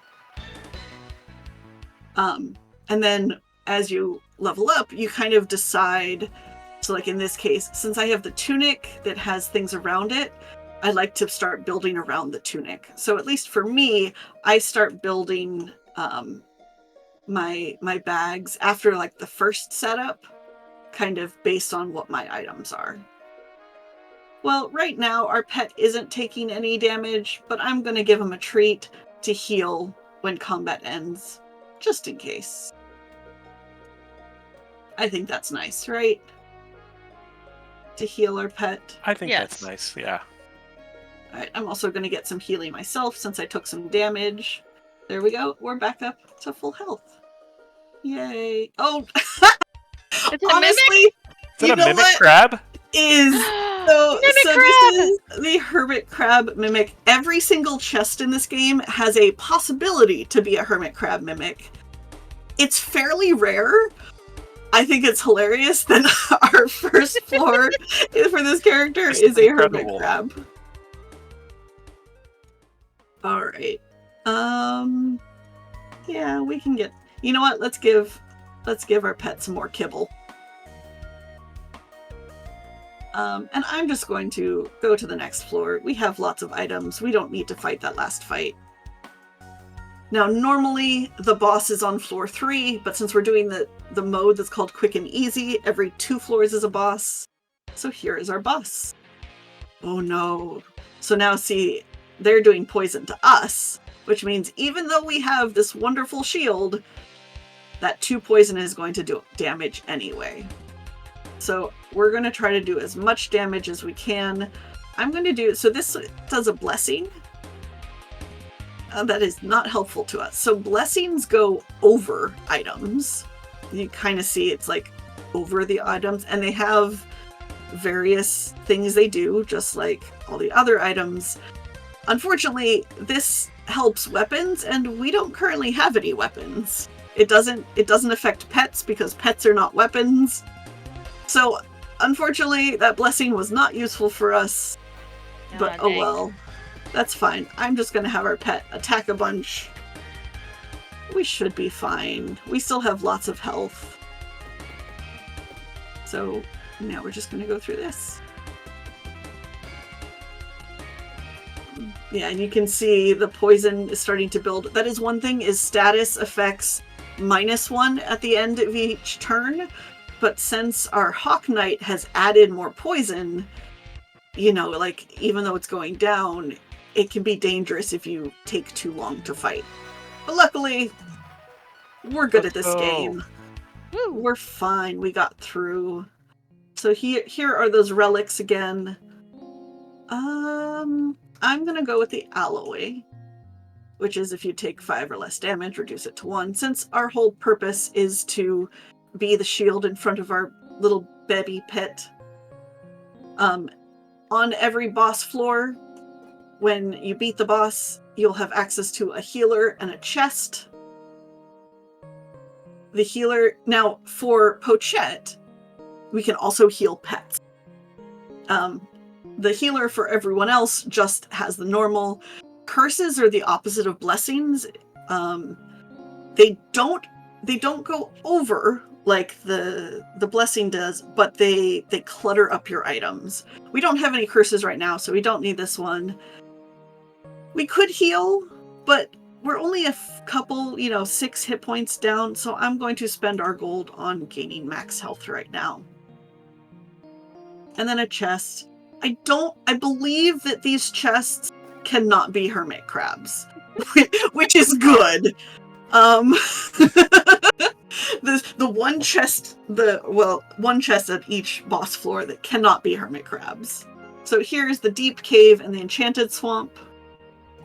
normally in the my speedruns, I always go to the deep cave, so I'm going to go to the enchanted swamp. Also, interestingly, mostly doesn't matter, but each of these doors looks different. So this is the enchanted swamp door versus the deep cave door. The doors are themed for their floors. That was like one update they did randomly. It's probably a while ago now, but I have had this game since before early release. I backed it as a Kickstarter, so I saw originally they all had the exact same image, and I was so happy when the doors became themed. We love those little touches. Yes, It really does world building, like such a big deal. Like I love that Pochette Mhm. has doodles all over her map. yes. Well, so actually, every character has doodles on their map, but what the doodles are varies by the character. That's fantastic. So Pochette's has, the little Little friends. yeah. Ma and Pa. The little pets that say cute. Yes, Ma and Pa are snails or hermit crabs. I don't remember which. That's why I think it's a crab. Okay, yeah. So for hermit crabs for her, which is for her magic backpack is her equivalent of her shell. And there's She was raised by story. hermit crabs. Yes, there's story behind all of the characters. It's very cute. So I wanted to show, so our map this time has a few more things that we hadn't seen yet. So there's a forge where we can make our items better. There's a countdown. So this is XP if you get here, but every square we move on the map, this is going to count down. There's another elite. Because this one just really wants to throw elites at us. This is a shop, so you can sell things and buy things. And this is where you can get new pets. Ooh, fun. So I'm just going to go and see, what are our pet options? All right. We have Shiny, Vespi, because every pet has their own name, and Lenny. So I'm going to grab Lenny. You can see Lenny is a mana stone as well as a pet. So Lenny does damage and also can help. This is a healing wand. I didn't say when I took it, I just kind of grabbed it. This helps us heal, so Lenny is going to both do damage and help heal us. So, nice.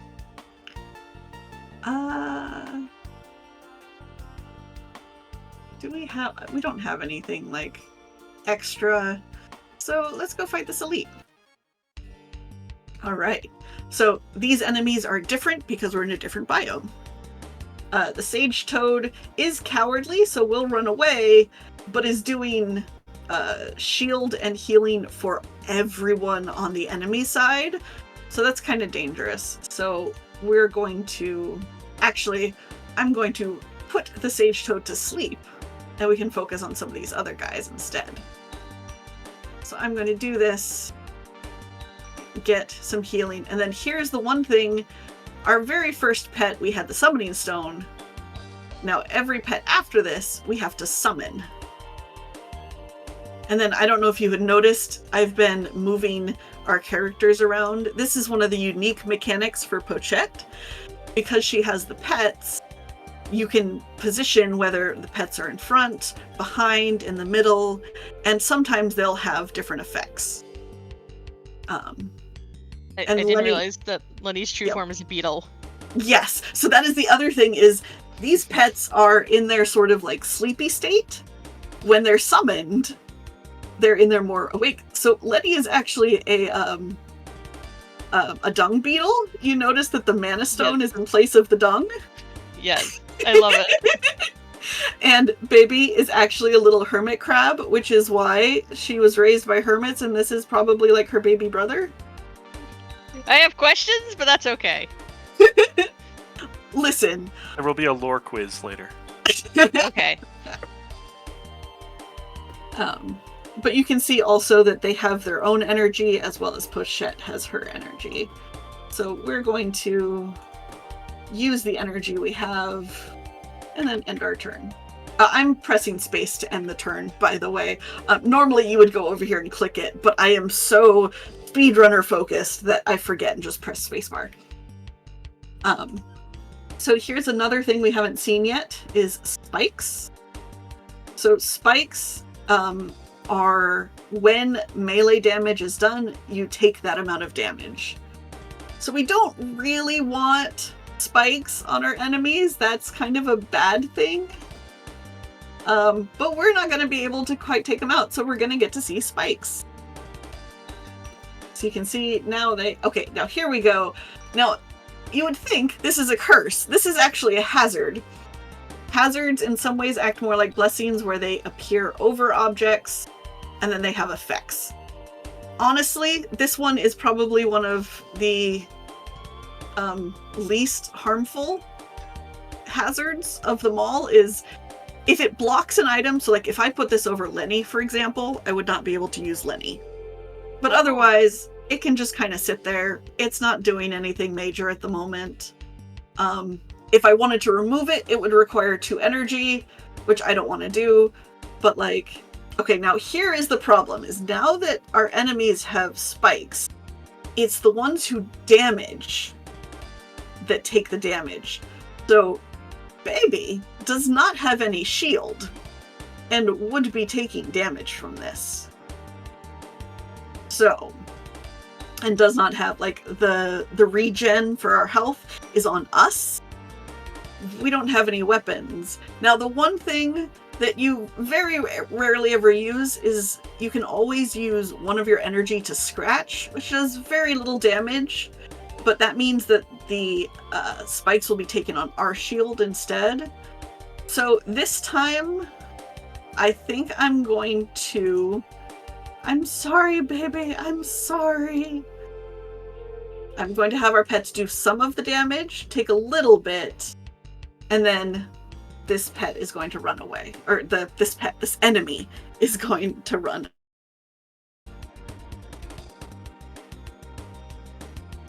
So end the turn. It runs away. And unfortunately, they do keep their damage. So Baby healed because he has those treats, remember? And those treats heal. But Lenny does not have those treats, so Lenny still has damage.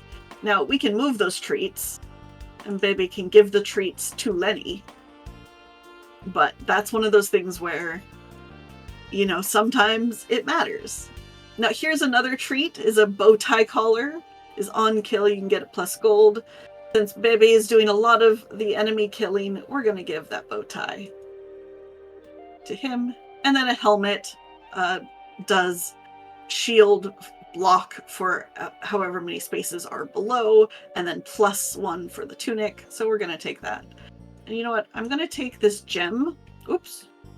Not because it's helpful for us, but because we can go to this shop and sell it. And then we get more gold. Yay! Yay! I love Frog Merchant here. Yes. There is one very special item in the game that's called a fly. Frogs obviously love flies, and they will then give you a sale on everything that is in their shop if you give them a fly. I love it. It's just one of those little details about this game that is so silly, but I love. What was the sun? Oh, right. So let's go back. So this game has events. It has. It also has summer items that are technically not seasonal events, even though it's called summer. So they're unique items. So the summer provides sunlight to adjacent items, and then other summer items will want sunlight to like do more damage or do more block. Oh, okay. They can be really interesting, but you really need like a lot of summer items to do good things, and especially for Pochette, I feel like it's probably not the best way to go. Okay, I was just curious, because I was all right, cool, let's just put the sun in our bag. Yes, I mean, it is just called a big sun, and you can just put it in your backpack. Yeah, whatever, you can put whatever you want there. It is a magic backpack. Like, the story says that it's a magic backpack, so, you know. Well, I want to go see, wait. Two swords and a sun. I love them. I love this little frog. Bye, frog. The little one? Yes, Yes. the little one with the big eyes. Yes. So now the thing is the last 2 items in the shop are always going to be rare and legendary. Rare items and legendary items are more expensive. So we do technically have 35 gold, but barely, so I am not going to be buying the little frog. No, I meant the little like psychic frog who was just like, I had a vision of you. Oh, yes, that's this question mark over here. Yes, this friend. Yes, the little psychic friend. I love them. Yes. So, and obviously I've been skipping over a lot of these, especially the question mark, have some just really fun story and things. You know what? Normally I just get a mana stone. These are, sort of the basics, but there are some more interesting ones. I want to try to upgrade a mana stone. What do you think is going to happen? It's either going to explode or it's going to be super cool. Yes, that is basically what happens. Now, yeah. I want to point out, you can try to upgrade Lenny. I am not going to do that. Do not explode Lenny. Can you spray paint Lenny? No. Aw. There is that. So. Okay. I've got it. Wait. Oh no! I don't got it! And it's gone. It poofed. That's why we did not do that to Lenny, by the way. Very fair. Anade, can I hop in real quick? I just want to let you know that we have about 20 minutes left. Okay. Asked for that. And I just want to let everyone know, I'm actually going to be stepping away to clear the runway for Anade to finish this out and let y'all have a good rest of the night. Be sure to stick around for the rest of Anade's showcase, and then after that, for the last Guardian, which is going to be really, really cool. But I just want to give you a time update and let everyone know. Thank you so much, BD. We appreciate you. Yes, thank you, BD. This is so fun, by the way. Good. You'll have to look it up later when you have time. It may or may not be in my cart right now. Perfect. Good. I just love how cute it is. Yes. So the forge is a badger. It's Honey Badger! It lets you add things. Oh, actually, we have enough. This is when you're speed running. This is one of the things that you want to see is adding an energy, because energy lets you do more before you have to end turn. And now it does require clothing, so you'll notice that like the rest of our armor is not clothing, but we have a clothing, so we can get 1 extra energy. Woo! So that's what the forge is for. The one thing is, let's see what. Oh, nothing else. Okay, so in the bottom right corner of that here, I'll do the view card. You see that little forge slot? Yes. So that says how many items or how many times an item can be forged. So most clothing can only be forged once. So like if I had, let's say I had 120 gold, I still couldn't get 3 more energy because the tunic can only take one forge. Gotcha. So it's a balancing thing. Like you can get items better, but only to a certain point, you know? Gotcha. Yeah, so that's kind of the idea. Since we have 20 minutes left, I'm going to end. Though that is one thing is, let's say I was like, oh no, I didn't want to end. It does autosave. Oh, nice. On every, basically after every, well, no, it's every floor. Okay. So it's at the beginning of the floor. So if I went back into the save, it would be right here at the start of floor, 3, but after that boss, because at the beginning of the last floor we started. So obviously we don't generally use that for speedrunning, but it's a really nice for casual purposes. One thing I just want to point out, but I'm not going to touch, is story mode exists. Ooh. And if you like the characters and you like the little bits and Yes. pieces of story Yes. we've been seeing, story mode has even more of that. Yes! Give me all the lore. Yes, story mode goes heavily into the lore of Yes! all 5 characters. Now, Purse is our main character, even for the story mode, but all 5 characters, you get a lot more story, as well as the story of the town, and you get to build up the town a little bit. It's not really a city builder, but technically you get to build some buildings, and you get to make some Yes! choices about where things go. And it adds you get to unlock items, and so you have to have certain items to unlock others, and it's a lot more detailed. The quick game is really, this is the roguelike part. The story is, I guess, is more of a roguelite, kind of, but because you still do the dungeons, but they change significantly more based on, you know, what you're doing with your town and with where the story is at. I love it. So another thing is, like I said, so there are all of these, the modes. So there are things like quick and easy is what we were doing with Pochette. Quick and easy exists for all 5 characters, but then there are also unique modes for the quick modes, such as Bird Ninja. Love it. And this is one thing, if you buy this game, I 1000% recommend play with these different modes, because I mean, the ones like, you know, standard, easy, hard mode with various levels of hard, you know, that can be fun. But then these things like Bird Ninja and Builder Bird, which are unique to Satchel, just adds even more like interesting ways to play this game, and it makes me so happy. Like, I cannot tell you, I have so much fun you know, like playing this game, but then there are so many different ways to play this game too, you know. Fabulous. So I don't know, I've been talking for most of this. Do you have any like big questions about this game, or anything you want me to explore a little bit, show off? Actually, can Mhm. I wanted to see more of how Crate worked, because Crate looked like Yes. they had that very interesting Mhm. sort of design. So I was curious about that. Also, like, I guess if you're playing story mode, do you kind of like go through like a process of unlocking the characters? Yes, you Okay. do. You start Okay. with Purse, and then the others will get unlocked.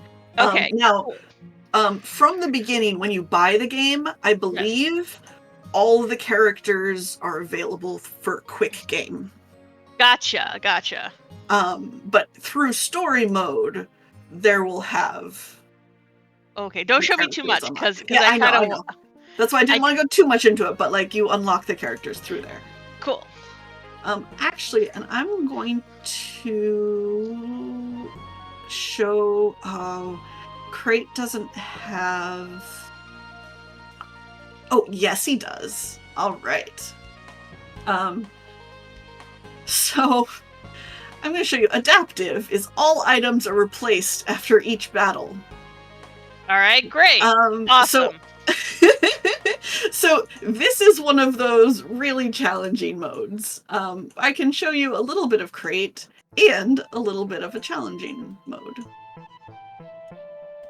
So it still starts off, we start with the same items. Aww. We start Beep, with boop, these, yeah. I'm gonna turn auto run on, which just means I don't have to like trigger the core, it's just gonna go. But now, after each battle, her items are going to switch up. Oh my god, I love that they hold the map like it's a whole hologram. Yeah, so each character, their little animations vary, and sometimes the animations vary based on the costume as well. You So like Lego them in.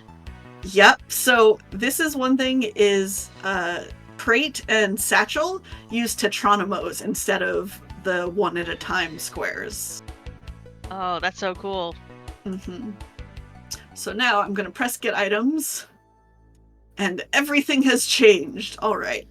That's a real cool sword, though. That's real cool. It is a very cool sword. Oh my gosh. Alright, we are going to take... Okay, I'm going to take armor. So the way that adaptive works is that I think is it uses the... Oh, here's another summer item, by the way. You can Oh, see okay. it does damage, and then for sunlight it does other, like, more damage. So actually I can do this. So I'm positioning items. That's not helpful. But so the way adaptive works is it takes the type. So like this is a summer melee weapon. Yes. It'll take one of those types, and it Yes. should make the next time after the next fight, this will become a summer item, a melee weapon, a melee item, or a weapon item. This will become a shield item. So this Gotcha. should become a clothing or an armor item. So that's why I'm going to purposefully grab a couple of armor items to try to get more armor. And then I can like test and make sure. Oh, Because one nice. thing is with crate is if the charge goes off the edge, it's gone. Gotcha. So I want to, this happens to use all of the energy left, so it's perfect to put kind of at the end of that there. So, you know what, let's just do it. Let's see what happens. Which is probably not the safe way to go about the adaptive mode, but I'm It's having fine. fun. Look, Hey, see? we did it! No harm, no foul. Yeah, I'm gonna put that there for now. Okay. Oh, and this is another thing. So this is a structure, and it's heavy. So if I put this up here, it's just gonna fall to the bottom because it's heavy. That's great. Okay, well, this is really useful for us. Unfortunately, it's gonna get destroyed next time, but that's okay. So I'm trying to position... Oh, wait, yes, I can... Nope, I cannot. I'm trying to position this because this adds damage to melee weapons nearby. But... Oh, wait, I can... Well, we'll do that. And then I'm going to throw a poison potion in there as well. Yeah. Alright.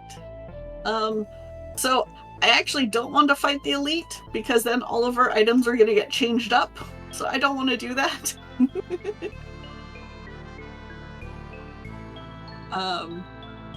But no, this is interesting. So I think what happened is because I can't move directly, as soon as I move, in the elite's line of sight, is going to chase me. Now you can kind of see it chasing me. Yes. Because in the previous times, I've just been like, nah, and I've just kept going.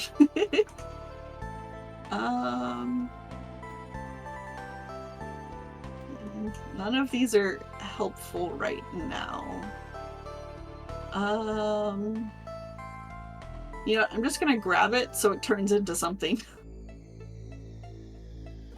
So you can see. Now, one interesting thing is that the elites aren't necessarily the smartest, so you can sometimes kind of get away from them. But they're also not, like, dumb, as you can see. So...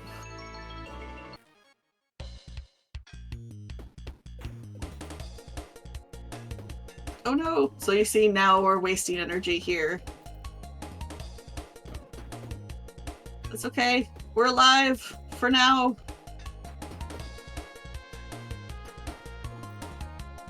Believe. Okay. Well, we're not gonna die. Great. Didn't die.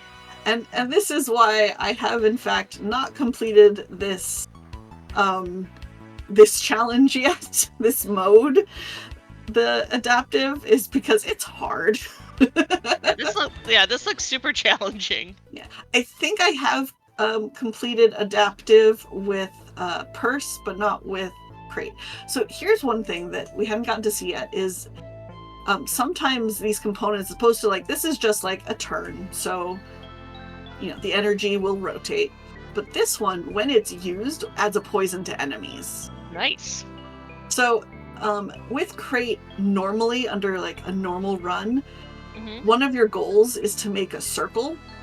And so your energy is going to just keep circling in that one space.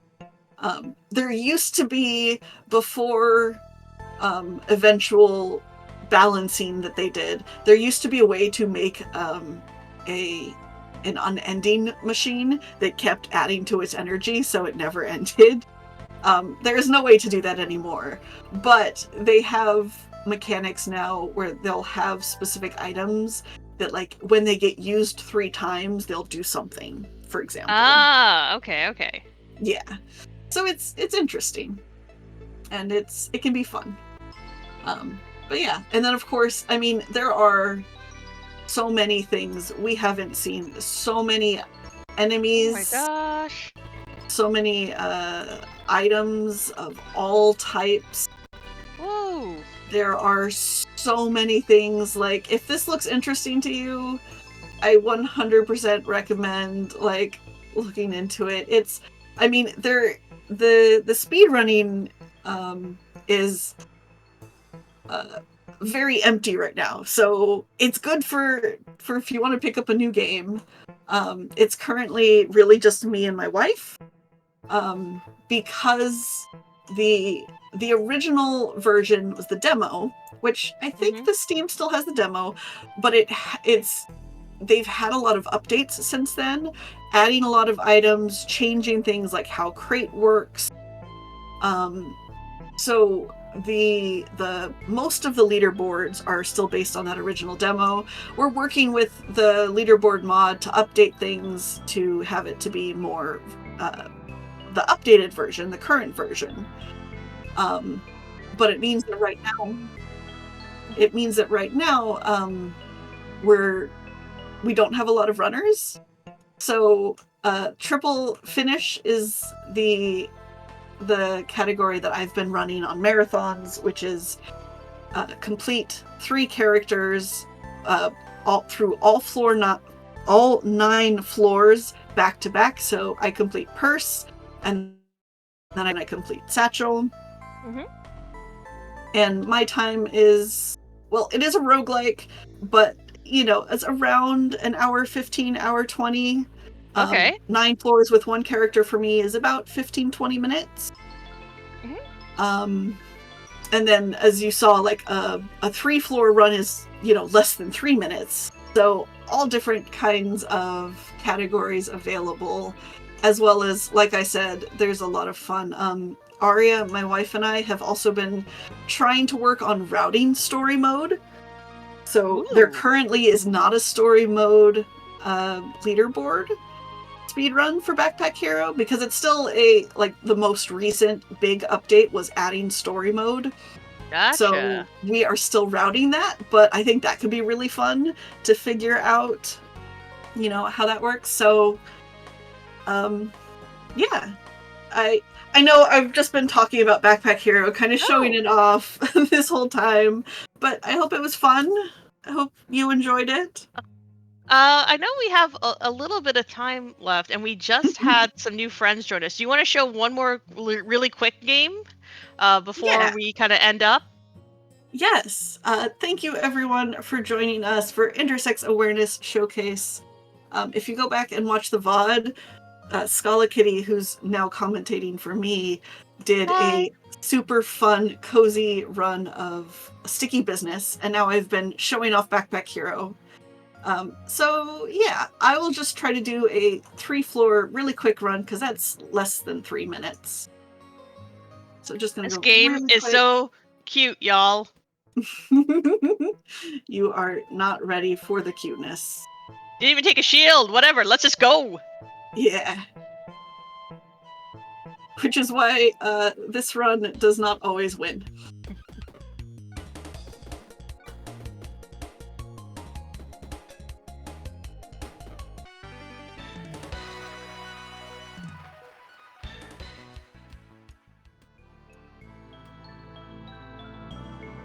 Is that a towel you could take? Yes, there is in fact a towel. Yes! You always have to know where your towel is.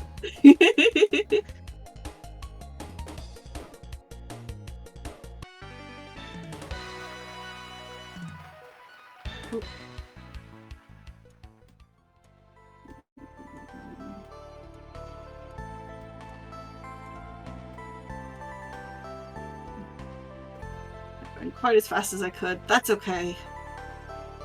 I'm getting to show off a little bit more of the interestingness that exists. Oh, nice I'm just healing gonna heal. room. Yeah. Snail!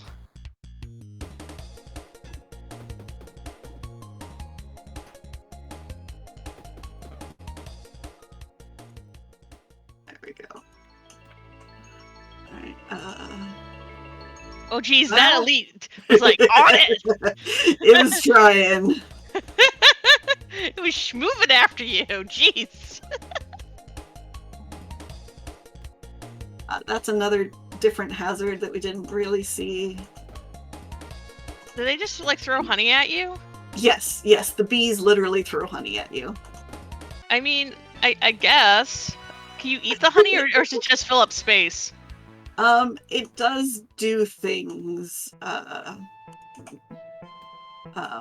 It makes it so that you can't move items because it's, sticky.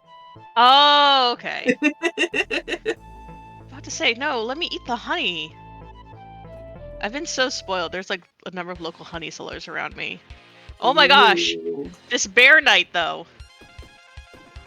Ferret King. Oh, the Ferret King?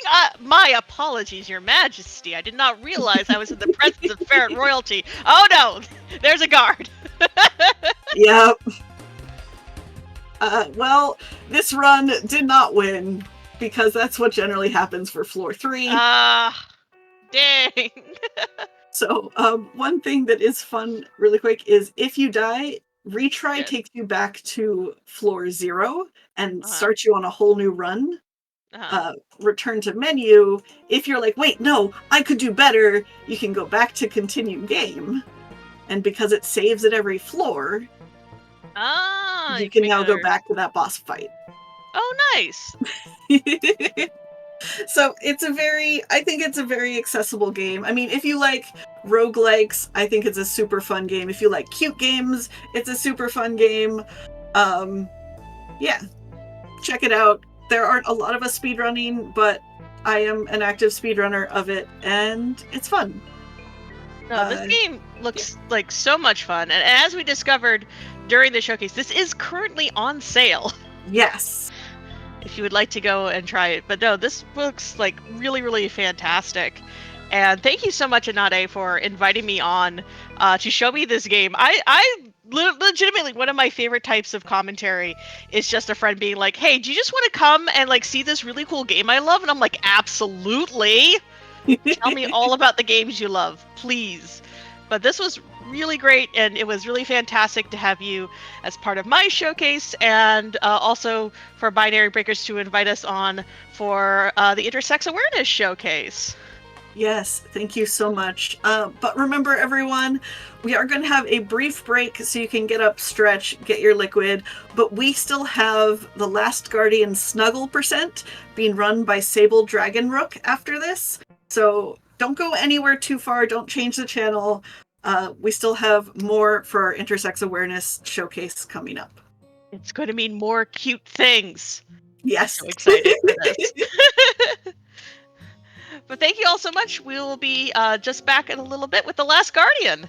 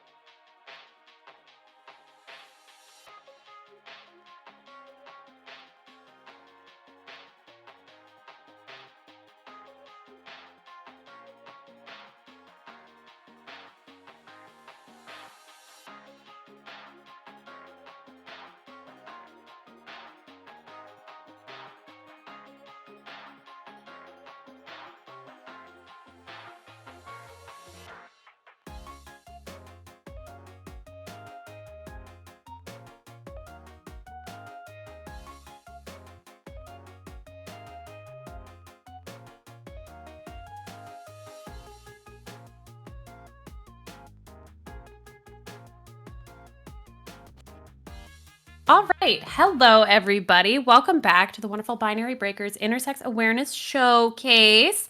My name is JPEG. I'm going to be your host for this last run of the day, and I'm super duper excited about it. It is going to be a delightfully cuddly time. But if you just came in, maybe with our raid, or you're just tuning in and you're wondering what on earth Binary Breakers is, Binary Breakers is a community dedicated to showcasing speedrunners and challenge runners who exist between, outside, and beyond the gender binary. If you're looking for like minded gamers, raising money for great causes, or simply just a place to hang out with runners like us, please send a DM to our Blue Sky or email us at binarybreakerspeedrunning@gmail.com for a Discord server invite. We would love to have you. And I would love to have this next run on. Y'all, we're going to have such a good time with this. This is going to be Sable Dragon Rook doing the Last Guardian Snuggle %. Sable, the floor is yours. Thank you. Hi, everybody. I'm Sable Dragon Rook. You can call me Sable. Nice to see some friendly faces in chat, as well as some new friends that I have not encountered before. Welcome, everybody. Chat, are you ready for Snuggle? I hope that we are all ready for Snuggle. It's going to be so cozy.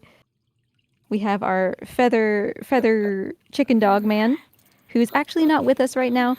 Timing is going to start as soon as I start moving the boy, or like I gain control of the boy here, and I will give you the rundown. So timing for Snuggle % is going to start in 3, 2, 1, go. All right, so this is The Last Guardian, made by the same people who made Shadow the Colossus, Eco. We're all the same Discord server. If you find out that you really like this run and you want to come join us. But we are actually starting in the middle of the game, because this game is a 3.5-hour speedrun otherwise. So, we are this little boy. We're trapped in a valley. Ignore the fact that I'm, riding this creepy elevator. We'll get to that in a second. So I'm in this valley, I woke up here with these tattoos. I have no idea what's happening. And at the beginning of the game, we met a he's a chicken dog. That's what he is. And he's called Trico. And we were like, you know what? This thing is cute. I'm going to be friends with it, as you do. And we have been traveling through this world together. That's the part you didn't see. Now, we went for a swim. Trico dove down into the water. Turns out he's a giant chicken dog. He has much larger lungs than me. And so he kept swimming, didn't notice that I, drowned, and he left me behind. So, first order of business, we gotta find our friend again. And the entire purpose of this run is to take our lovely giant friend and take him to a garden full of fireflies and snuggle with him. And that's when timing ends, is when we get to snuggle with our best boy. He is the best boy, too. He's so cute. I love this game so much. By the way, this is Soulmass218. I'm also hanging out. I'm also in the Team Eco Discord. And I mostly run Shadow of the Colossus, but I'm a big fan of the other 2 games in the series. I guess for those who have heard of those games before but aren't quite sure, Shadow of the Colossus is the one with the horse and the big bosses that you climb on. Eco is the one with the little boy who drags around his girlfriend by the hand. And Last Guardian is the one with the chicken dog. They are a very distinct studio. They made 3 incredibly specific games that all kind of feel like each other, but also very much you're like, these are different. For sure. I'm pretty sure these are the exact same vines from Shadow of the Colossus, and there's lizards that are from Shadow of the Colossus. We think they're all the same world. Not sure. So here's a tail. We're trying to find our big fuzzy friend. And we have encountered a tail. And some feet. Look at those toesies. Oh, that's great.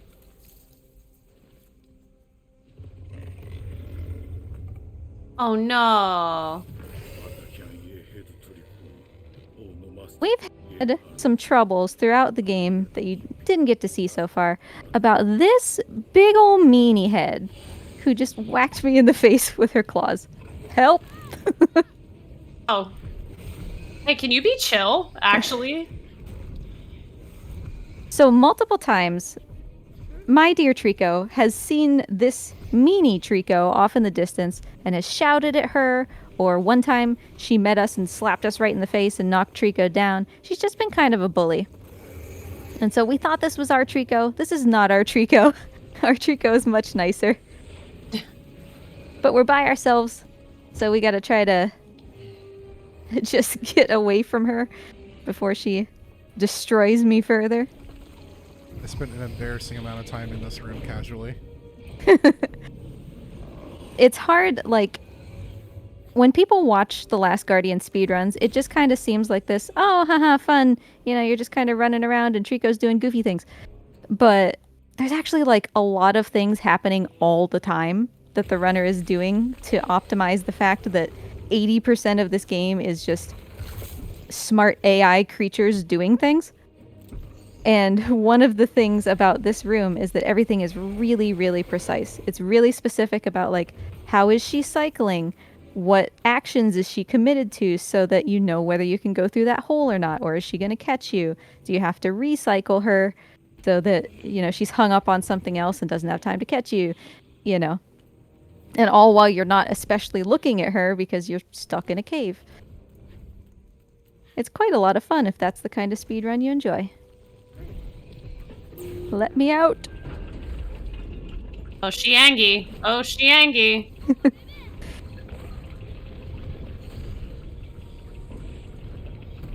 Oh, she's not. Oh, there we go. Her model had to pop into place real quick.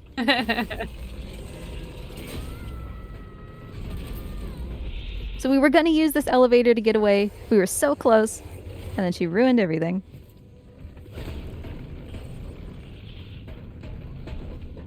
This is the hamster ball section of the run. It's very wonderful because Snuggle Percent, this is called Cage Puzzle, and Snuggle Percent starts at Cage Puzzle, which is notoriously one of the run killers. Does it start partway through, like with the intention of just having a shorter Yes, category? exactly. A short Trying to and make category. Yeah, trying to make it more accessible to people who don't have time to run the whole 3.5 hours. Mm-hmm. She's heard some kind of sound. It's resonating with her horns, and whatever it was more important to her than her tasty little treat in this ball. Mm-hmm. So she left. Thankfully. And somehow, despite us being in here, we're still on the quest to find our lovely feathered friend, who has still abandoned us, and I hope he feels very bad about it, because I miss him. So we're on a timer here. It's just, it always takes the same amount of time. Mm-hmm. Because the boy is going to say, like, it feels like I waited for an eternity. To be fair, it feels like an eternity every time I'm in a hamster ball, too. Yeah, I think I'd probably be pretty pressed at this point myself that I just almost got turned into like an enrichment toy. Like, like this is the equivalent of like peanut butter in the Kong, like the rubber Kong toy. Even angry Tricos deserve toys. Mm-hmm. So the boys, Enrichment. Mm-hmm. Enrichment is important. So yeah, Snuggle, originally Snuggle was conceived as a way to maybe get Last Guardian into GDQ. Because every time I submitted it, the staff always told me, like, we love this game, but it's way too long. And so I was like, okay, fine, you know what? It's not long anymore. Ta-da! And I mean, as soon as I did that, it did end up on backup, so it did make a difference. One of these days, we'll see it Perfect. there. I'm dedicated. I submit every time. But yeah, so there's this category that's about an hour. It does take either making a cloud save or playing through. This is about 2 hours into the game. We expect that runners who are kind of middle of the leaderboard-ish should expect to reach this puzzle at 2 hours. So you either have to make a cloud save or like play to this point if you want to do this category, because there is no chapter select. But there is also another hour-long category called Bad Ending, which starts right from the beginning of the game. And it's kind of, I don't know, it's the punishment for convenience, right? You don't have to play through, Mhm. but poor Trico kind of suffers for it. It's called bad ending for a reason. Yeah, no.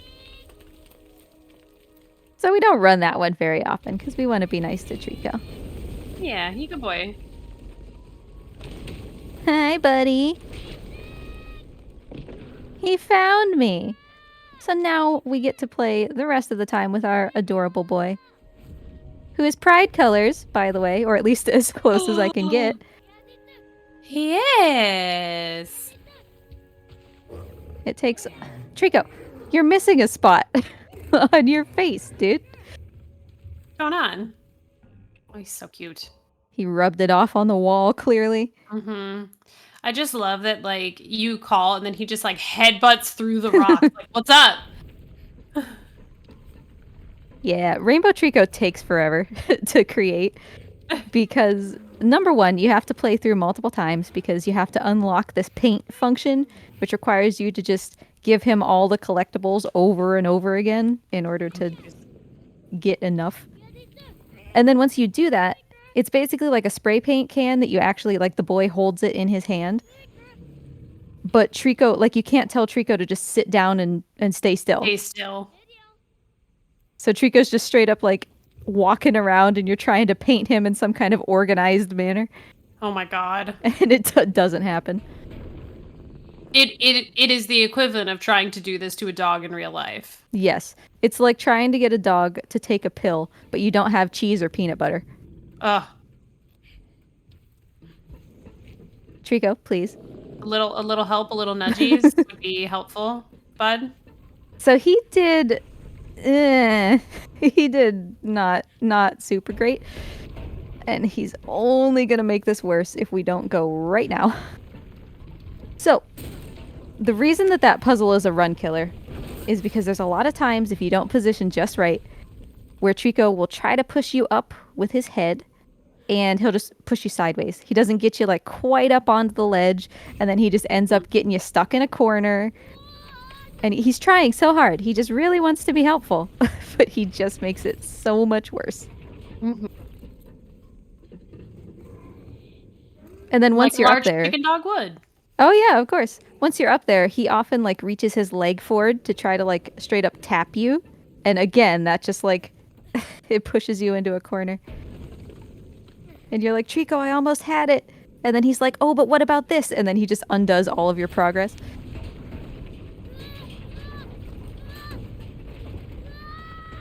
But you can't be angry because he's cute and he's trying his best.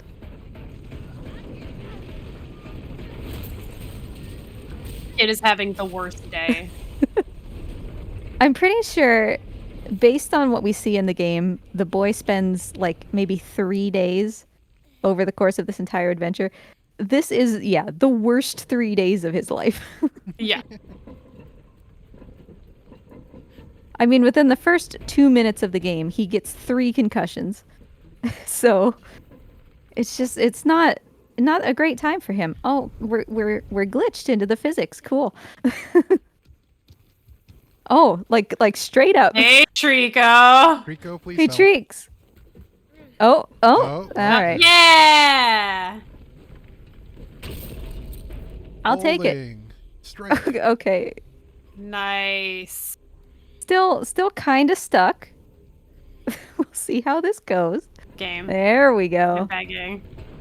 Ah. Well, that was something.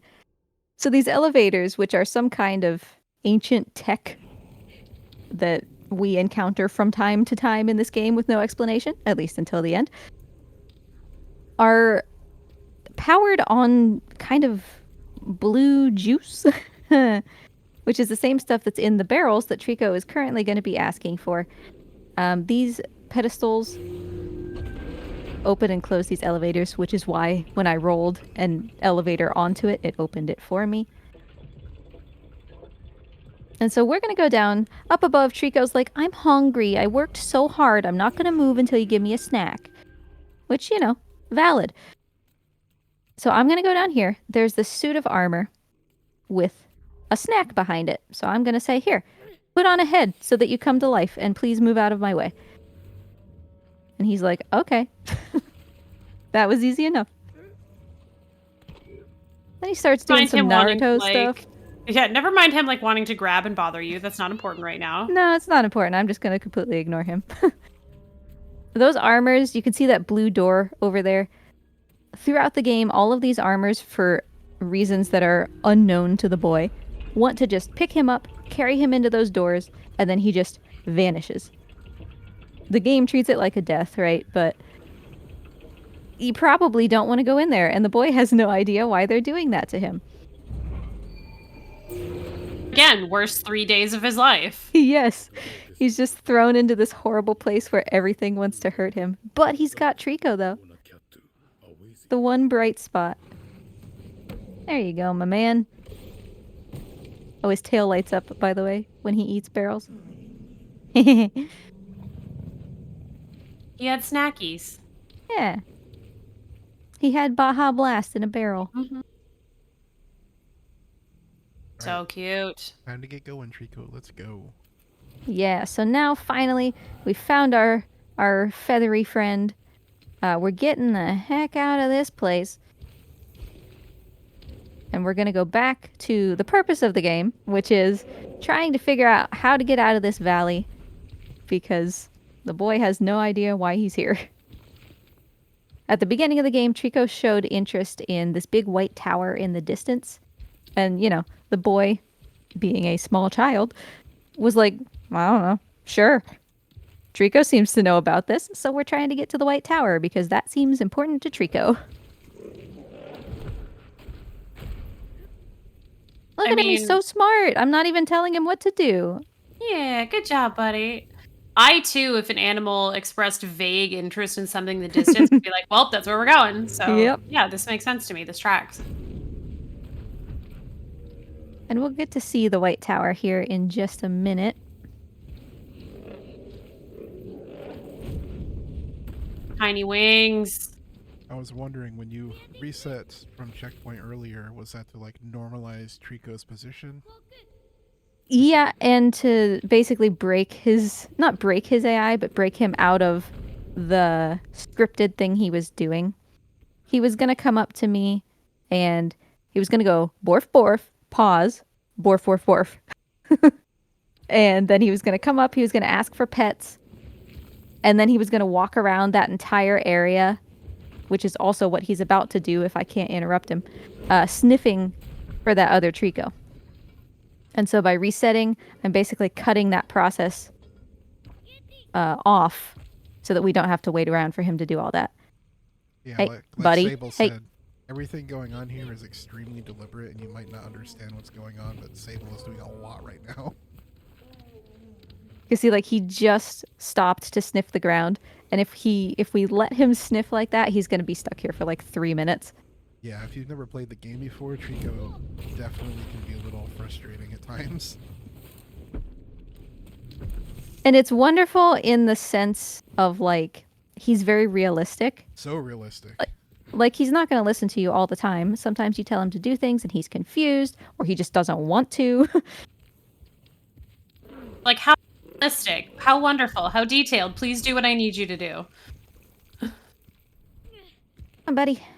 So yeah, I mean, it's just kind of built into the run, which is, it's funny because we can be fairly confident in what our estimate is going to be for this game, but Trico can just be absolutely wild as well. But you can still be confident in the estimate. It's just that, like, you know Trico's going to do weird things. You just don't know where.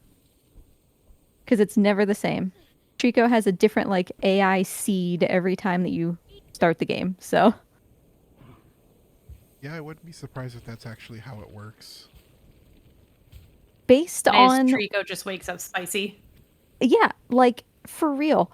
And it's hard because, you know, after running this for so many years, this is my main game, and I've been running it since, like, 2017 or something.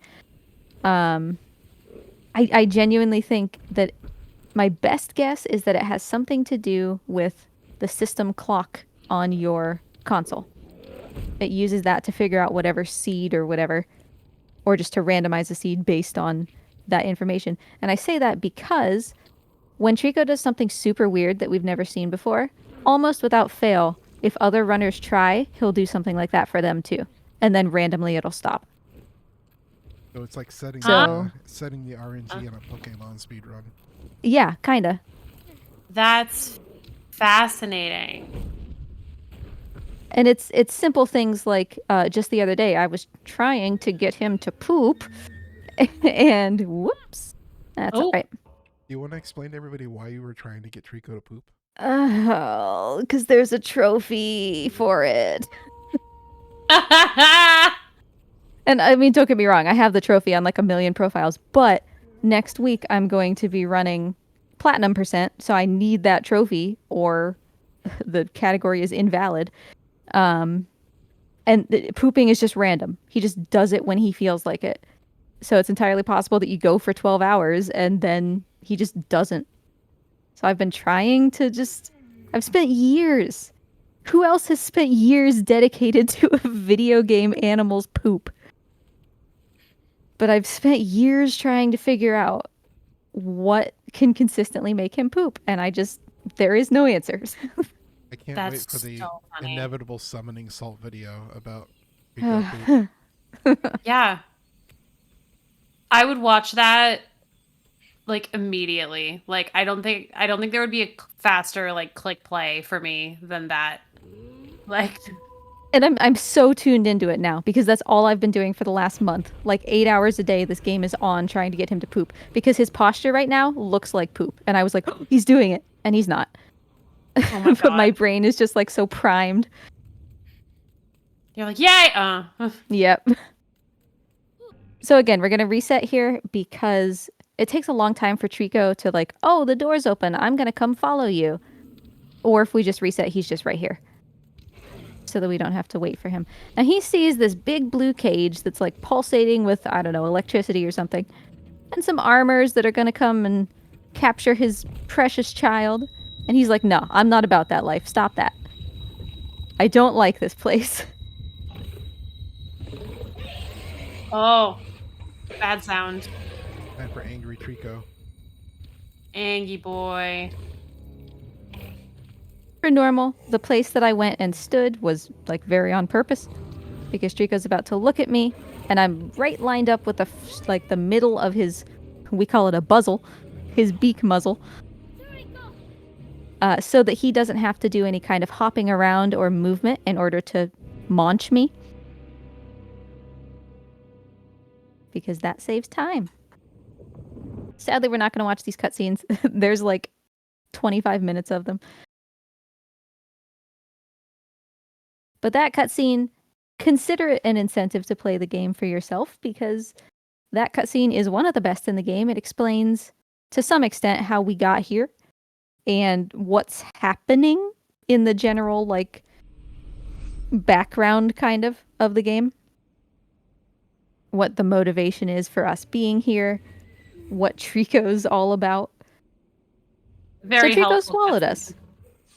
I love that cutscene because it really like blew my mind the first time I played Yeah. the game. 'Cause normally, Team Eco, like with Shadow and Eco, they don't really do a lot of explicit storytelling. So when that cutscene happened in this game, it's like, oh wow, we actually have a real story this time. Right, like a delineated story instead of just whatever you want, you know.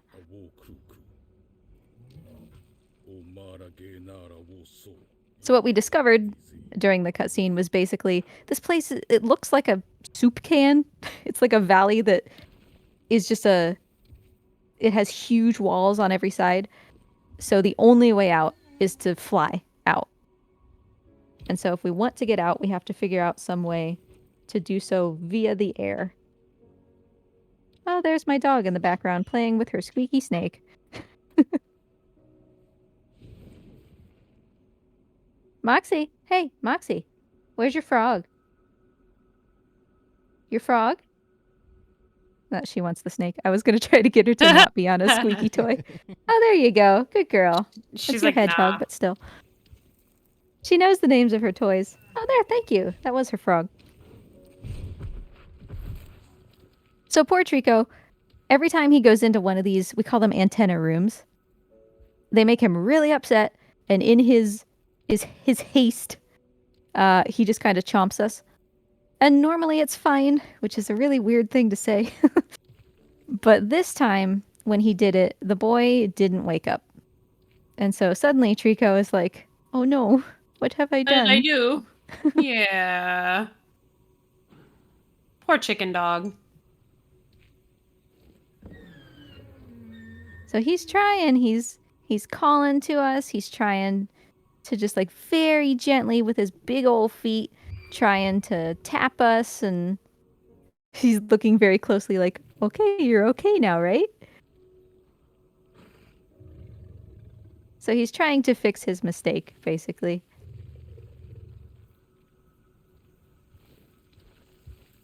And this is all scripted.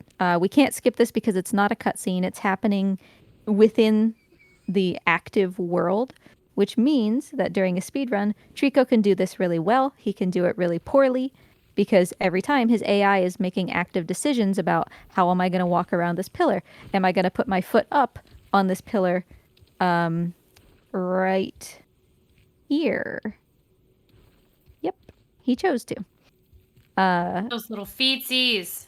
So like every time he'll do it a little bit differently. It was funny because a different runner and I were kind of competing for the world record, and I held it and then he beat me, and we were comparing those world record videos, and we were like neck and neck coming into this, and then my Trico was faster just doing this seemingly innocuous thing, and it put me like a little bit ahead for a while.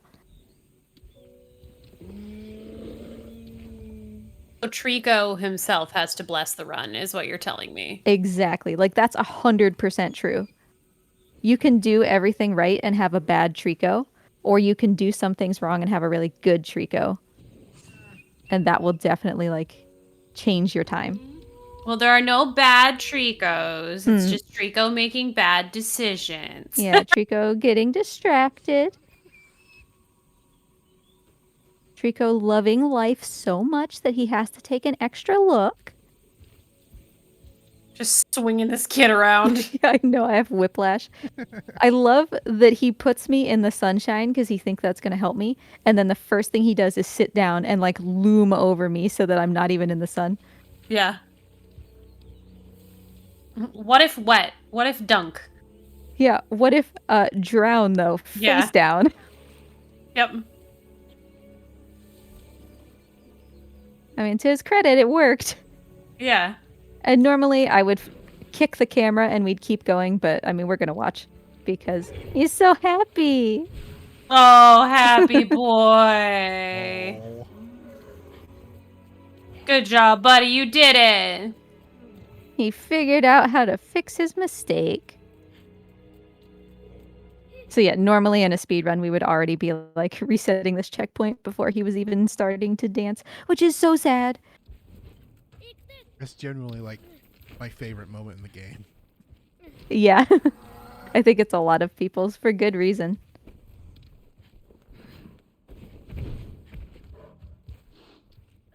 All right, so Trico has fixed things. We're back to being best buddies. I did not execute any of that correctly. That's fine.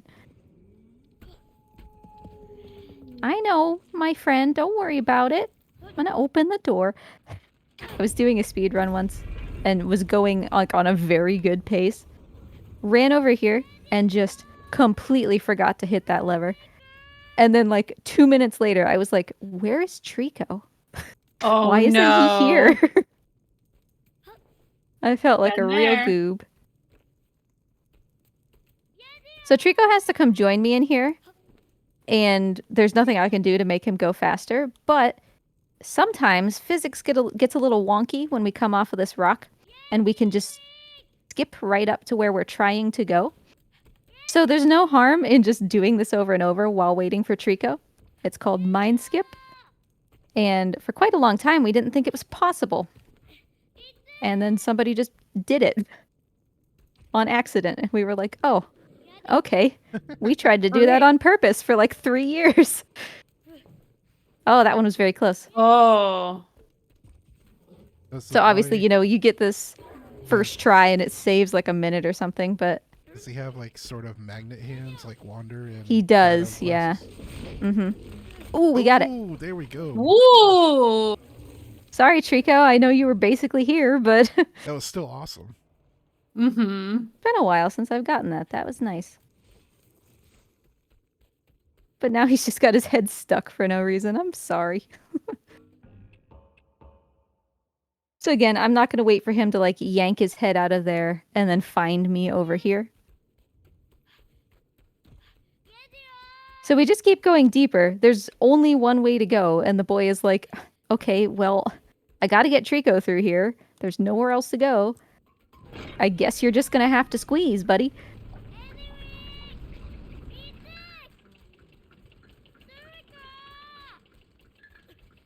He's coming.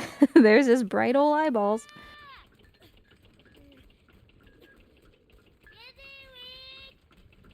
Come on, buddy. God. You can see his little feet just like peeking next to his head every now and then. Uh-huh. He's doing This is a such very a good tight job. hallway for him. He's such a big boy, and he's like, I trust you. I'm gonna do it. Yeah, this area and a couple others in the game are very claustrophobic. Yeah, for sure.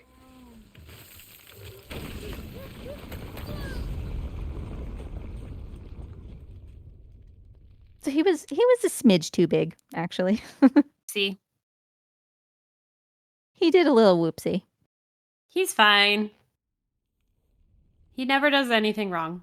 That's right. And again, here's the boy woken up from his, I don't know, 17th concussion. Hi, buddy. I'm sorry. That's okay. The more Yeah, tattoos he see. gets, the more powerful he becomes. Oh, yeah. Mhm.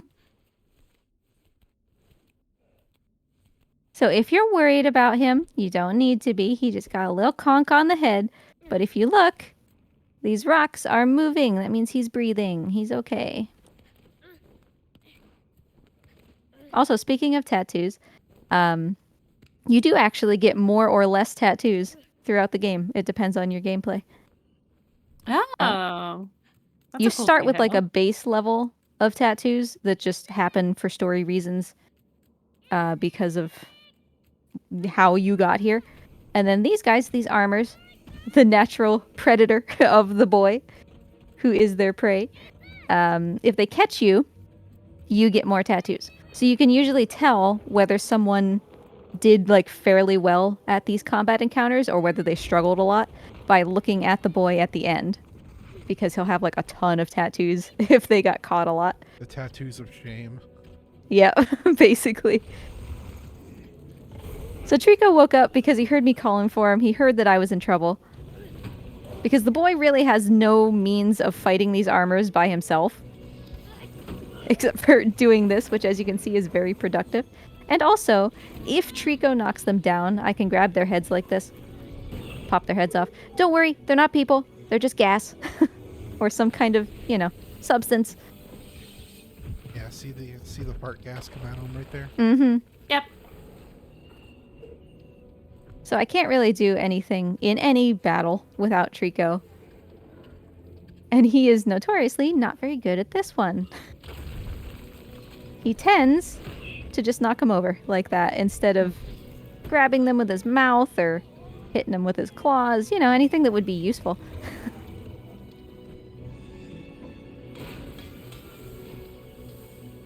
But he's, oh no, he's got a spear in his butt.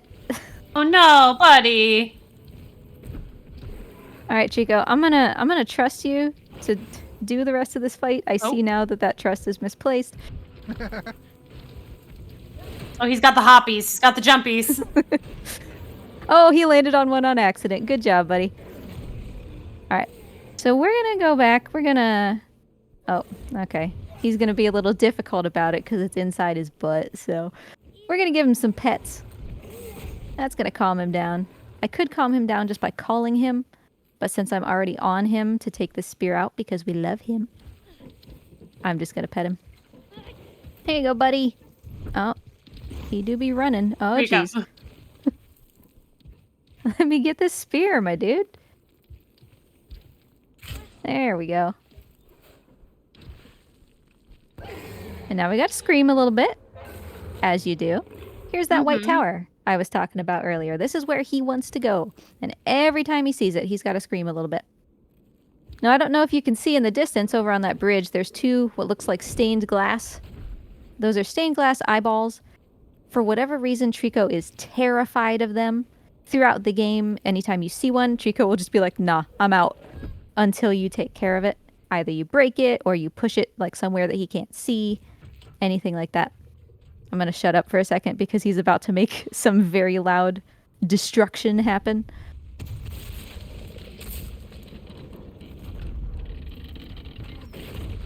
Headcock. Did I do that? Yeah. He is just really great. Like, I'm pretty sure about 60% of the architecture is destroyed by him throughout this game. He's very good at that. Controls are reversed during this cutscene, but we can move a little bit. So yeah, we have these eyeballs that Trico really, really hates. We want to get over to this white tower. Trico is for sure not going to jump over there because he is really scared of those eyes. So we have to figure out some way to get rid of them so that Trico will come over there. You're supposed to go down below here and go all the way around the outside of the white tower, and then eventually it'll lead you to some stairs. Oof. That take you up to the top here. We're not going to do that, hopefully. Instead, we're going to do arguably the hardest trick in the run. It's called White Tower Skip. Because, you know, it skips the White Tower and we're very creative over here. So, instead of going around the White Tower, we're going to try to get the boy to stand in the V, of this beam. Which you can see there's nothing under me. You're not supposed to be standing here. So, next, that's part 1. I can't see, thank you. Part 2, up this beam, grab onto this thing, which you're also not supposed to grab. And that's it.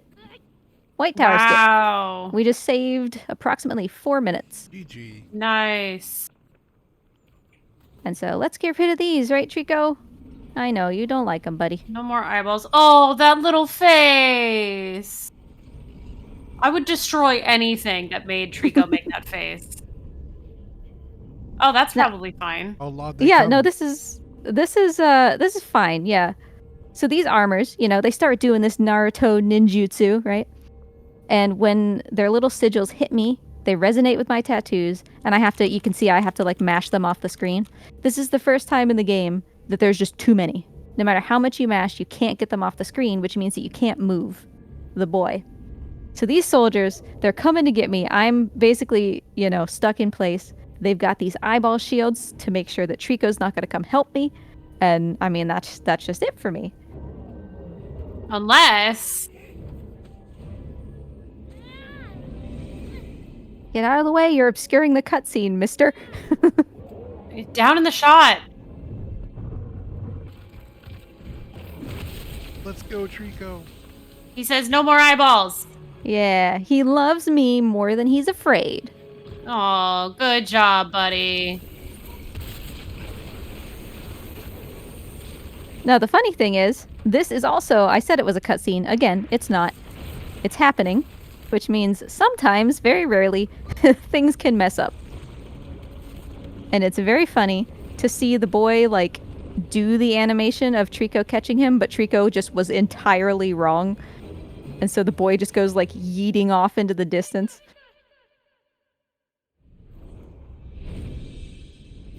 Wingies.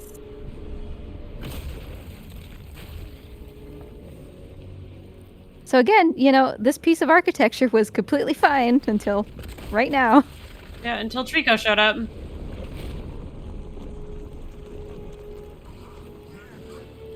Okay, instead of climbing up Trico, it's faster to reset, and then we will just be straight up on his, I was gonna say on his head, but on the platform near his head. We gotta give him some place to go so he doesn't fall, because this isn't bad ending. We don't do that to him.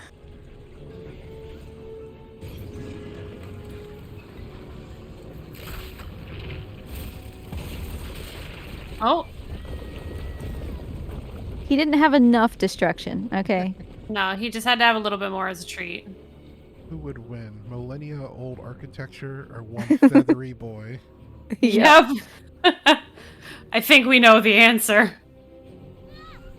So those gargoyles up there are supposed to be your solution to get down, but not only does that take longer, Wow. but I saw that going wrong as soon as I left his head.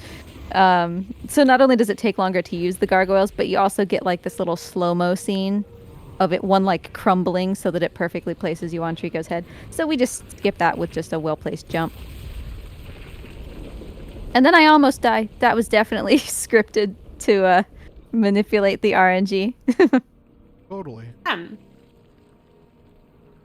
The little boy is like a rubber bouncy ball. Like for real. If you bash him into a wall, he'll just like spring straight off it. And that's why that happened. You can't just like graze walls in this game.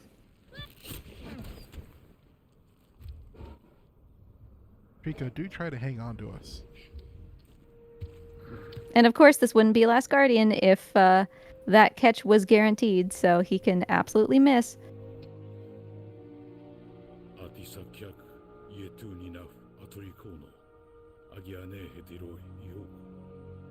So his little wingdings can occasionally become big wingdings. And hopefully, that's how we're going to get out of here. You can see the edge of the valley all around us up there. And then as soon as the camera starts to kick, we can restart. And I feel so awful because that restart is to stop from petting Trico, which I feel so bad about. It's fine. You skip the part where you're petting him, but you definitely still pet him. We just don't see it. That's right. Because we do that, I'm going to actually try to do a little skip here. If I die, like, whatever. Hey, I did it. That's called the thing because I named it. And again, we're so creative here. It's just you don't have to wait for Trico. That's the only difference. Usually you would ride him down. You did the thing. I did the thing. All right, so this is all a very specific setup. We'll see if we can get this to work. I'll go back to my former petting point in just a moment. Hey, buddy, you ready?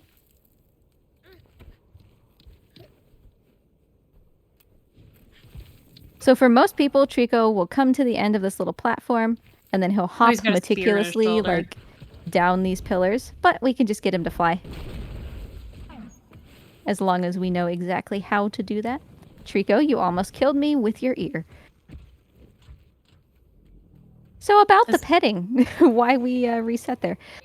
It's really sad, but Trico will ask to pet you, or for you to pet him. And it starts during that kind of camera swing back to you. And so often, by the time the camera gets back to you, it's just enough time to see that Trico's little nudges for pets have pushed you out the window, and you're dying. Cool. So we reset so that that doesn't happen. That's fair. He's a sweet little goob. He didn't know that was going to happen. He No. definitely wasn't just like trying to free himself of his human master. Come on, buddy.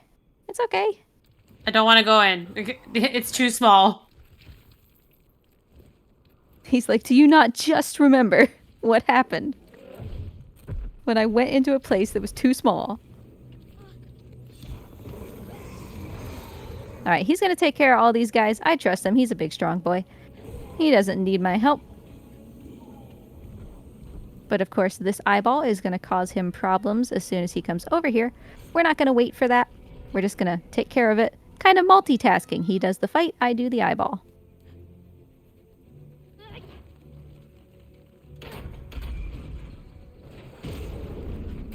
Yeah. It makes a very satisfying, like, destruction noise, like shattering every time you break those. All right, this was wonderful timing on Trico's part. We didn't have to wait for him to walk at all. The lifted paw. Ugh. Oh.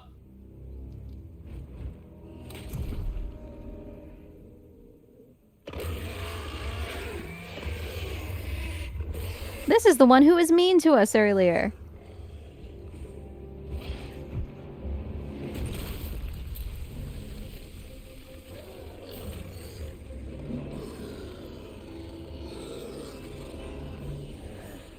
Now, poor Trico, he's so sweet, so gentle. He's doing his best to help us. He's not really very good at it. He's just a baby. He's just a little guy. He doesn't know what to do. That's right. Rico is a As lover, we- not a fighter. Exactly. So I'm gonna try to help him out. Let go of my Trico.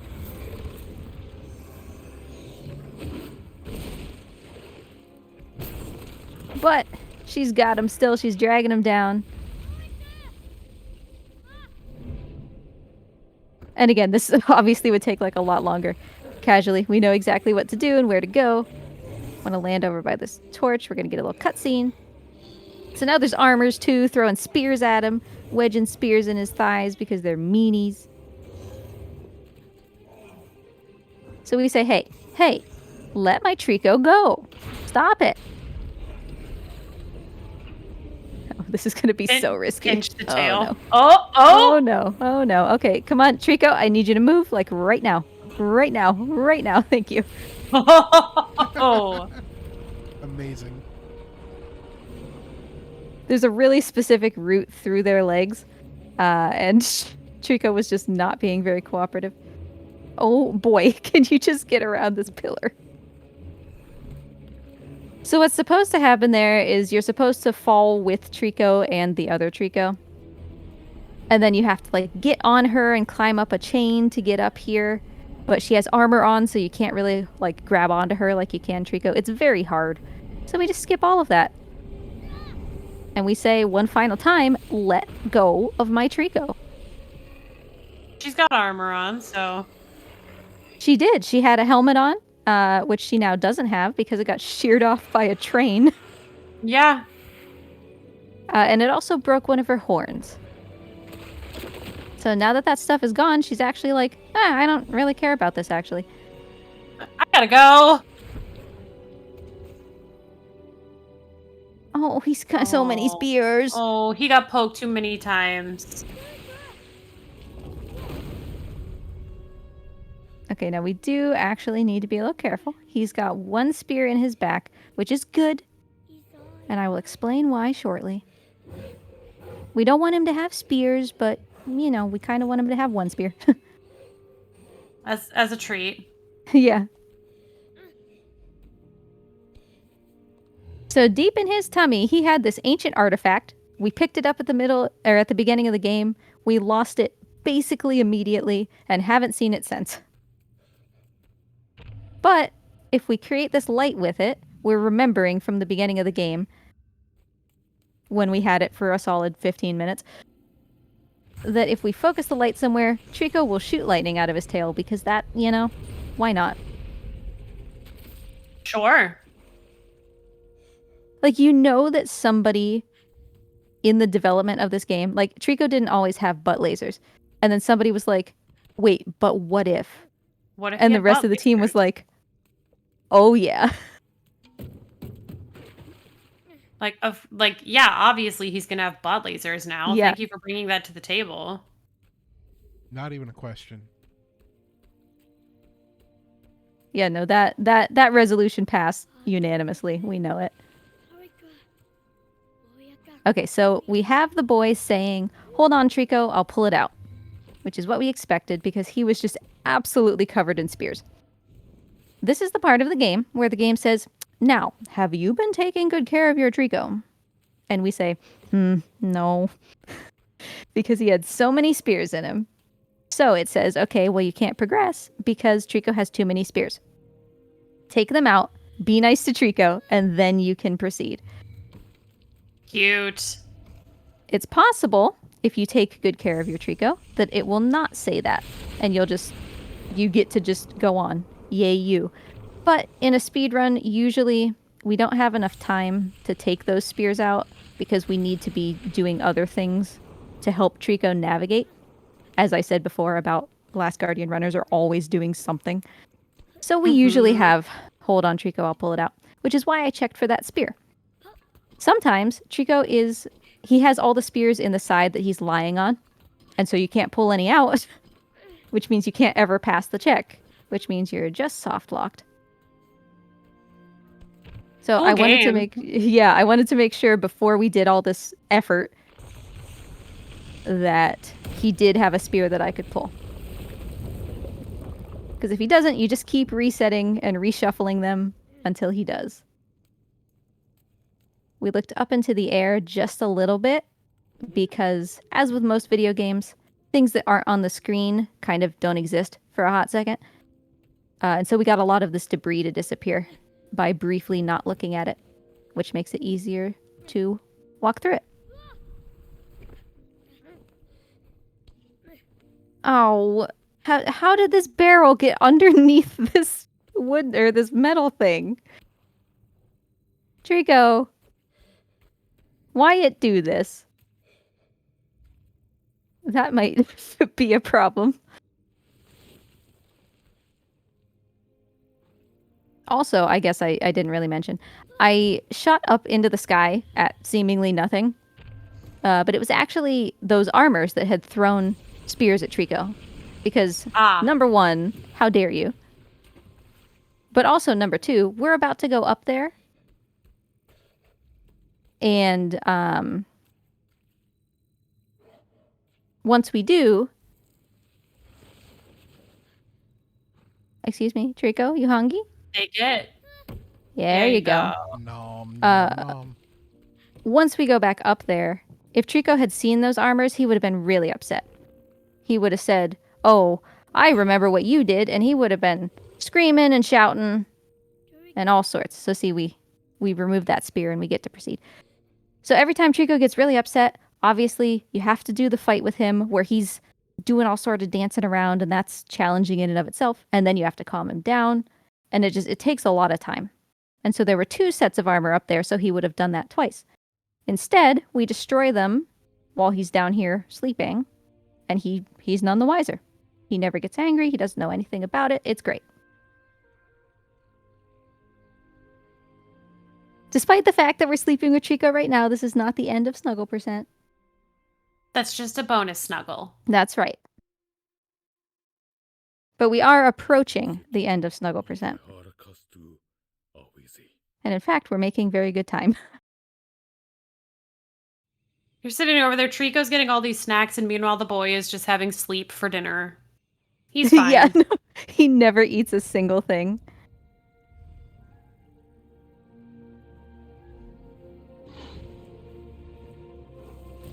Hey, buddy.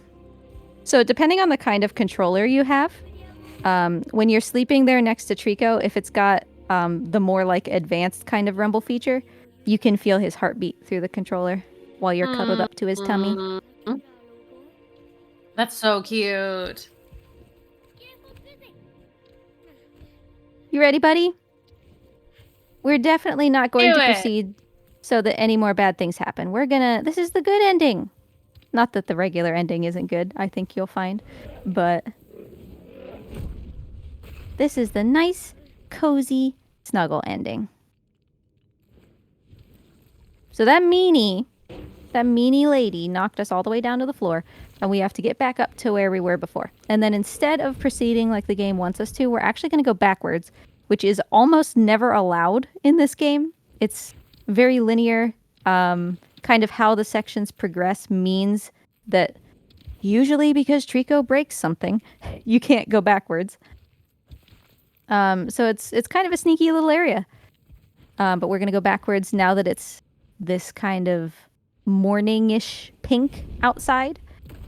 And there's going to be some fireflies in a lovely little like ruins garden. And we're going to go sleepy with Trico. Trico nappies. Almost there, right, buddy? So here's where all of these armors would have been. They would have been in these little alcoves over there. Oh, and he would have been a grouchy boy. Yeah, that's right. He would have been very upset. But now he doesn't know about it. Which is great for our time and also great for his mental health. And also so accurate for a dog. Yep, if they it don't doesn't see exist. Yep, if they don't see it, it's not there. He's looking completely in the wrong direction, but he'll fix it. There you go. You got it, man. Oh. Now, usually we would hop off here. In fact, I forgot that we weren't doing that, which is why I'm on his head. Oh, buddy, what are you upset about? Is it this helmet? Yeah, we don't like the helmet, huh? Oh, look at him. We used that feature actually earlier in the run, the fact that he really, really hates their helmets. In order to coax him, we carry a helmet into a room that otherwise he won't really go into. And he's just so angry about it that he'll go in there and we can like skip a puzzle by That's just so climbing funny. on him. All right, so we're heading backwards. This is the way we came in. Uh-oh. Uh-oh. There we go. Oh, we're good. Nothing happened. Everything's fine. Uh-oh. Treeks. Trico. Hey, stop, I don't want to go Stop. backwards. I don't want to go backwards. buddy. I know. You're upset. Very upset. Calm down. You got this. There you go. So yeah, that right there was like quintessential Last Guardian speedrunning. You see that Trico is going off the rails, and you say, what do I do to make this as least time consuming as possible? He just had to give the helmet a couple more words. Yeah, he had some choice words that he didn't get to say just yet. And he's like, wait. And one more thing. So Trico. cute. Come on. Like, what are you And doing? there's that white tower again, which we're not going to go to because instead we're going to do something better. Forget getting out of this place. We're just going to... Why are you shouting at me? That's better. All right, Trico, the camera is the real antagonist of this game. Yeah, Surely. that's... Oh yeah, I know, White Tower. We really want to go there, but I'll tell you what, Trico. What about over here? What about cuddles? What about cuddle time? Yeah, it's snuggle percent, Trico. Let's go. Hmm? You got this, buddy. We're almost there. Oh, he's doing it. You can see those fireflies through the grate. Yeah. I'm gonna probably break my ankles trying to get down here. Oh. Come on, Trico. Oof. Okay, it's fine. It's fine. Look at all these lovely buggies. So cute. Oh, Trico, honey. Oh, Trico, What are you doing? No, come back down. Trico, buddy, our time is so good. Get down here. Come look at the pretty fireflies. Let's go. We're almost there. Hey, bud. Come on. Oh, you got it, man. Now, problem is, he needs like a flat spot. We gotta find the coziest place in here for Mr. Trico. How's this big flat spot right here? A little further? No, is that... Oh, you choose there? Are you coming over here? You coming over here? Yeah, all right, perfect. Wonderful, this seems great. There's grass. Yeah, we're talking all about it, huh? Now don't you move. This was your preordained spot. Now, sit down. We're gonna sit. Oh, we're gonna do a big yawn, maybe? Big one?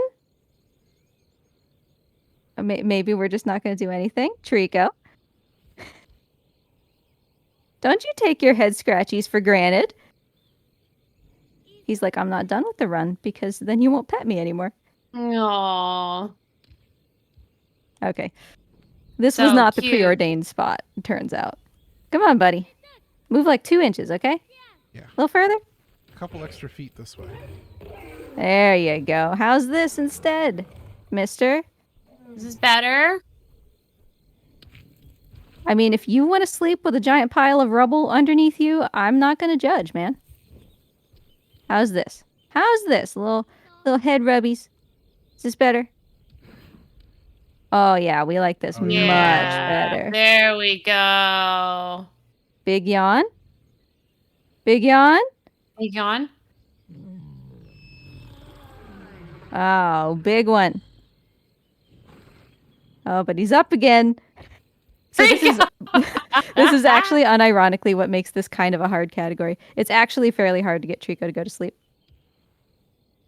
You're like he's like a toddler. Yes. He is very much like a toddler. Come on, Trico. Go to sleep, buddy. I'm flying through the air while petting him. Fine. Very Our legs normal are doing some things. wild things. Everything's All right. fine. Yeah, everything's totally fine. Gotta get our aerobics in. The boy is just such a noodle as well, which just makes this run so Mhm. funny sometimes. He really just like was so happy to go to sleep that once, or not even sleep, but just like he is seriously, Oh my god. he's seriously just like, no, you will pet me and that's it. You being Because a if I go to sassy sleep, boy. yeah, if I go to sleep, you're gonna stop. Well, I guess we're just gonna be here petting Trico all night, everybody. See, Yeah. look at him. He's like, no, I'm not moving. Come back here, rub me on the face. He's so complainy right now. Sassy This boy. might be a good spot. Yeah, I feel like this is pretty good. This spot is calling to me. Looks very good to me too. Hey, buddy. Don't make me Come sit down next to you on. while you're just standing instead. Here you go, man. Do we love it? Oh, we love it. Do we love it enough? This is a good spot. This is like, good Oh. big yawn. Big yawn. Oh, we love it. Good job, buddy. All right, so time, if I could ever get off of this chicken dog, Oh my time god. is gonna end when I snuggle up next to him here. So time will stop now. GG. The two of us together. GG. Almost, So cute. almost 1 hour on the dot. So, we were like 3 minutes ahead of world record. And then Trico was like, but it has to be perfect. So Uh-huh. that's I want my like, perfect bed. uh-huh. Gotta have the grass is too hard over there. Mm-hmm. So that's Trico for you.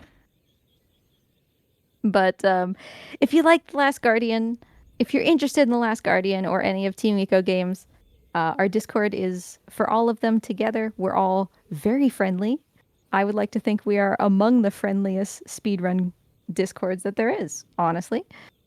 But yeah, thanks for hanging out. Trico will, I'm sure, sleep off his problems, such as me suggesting he sleep anywhere else. That was so hard for him.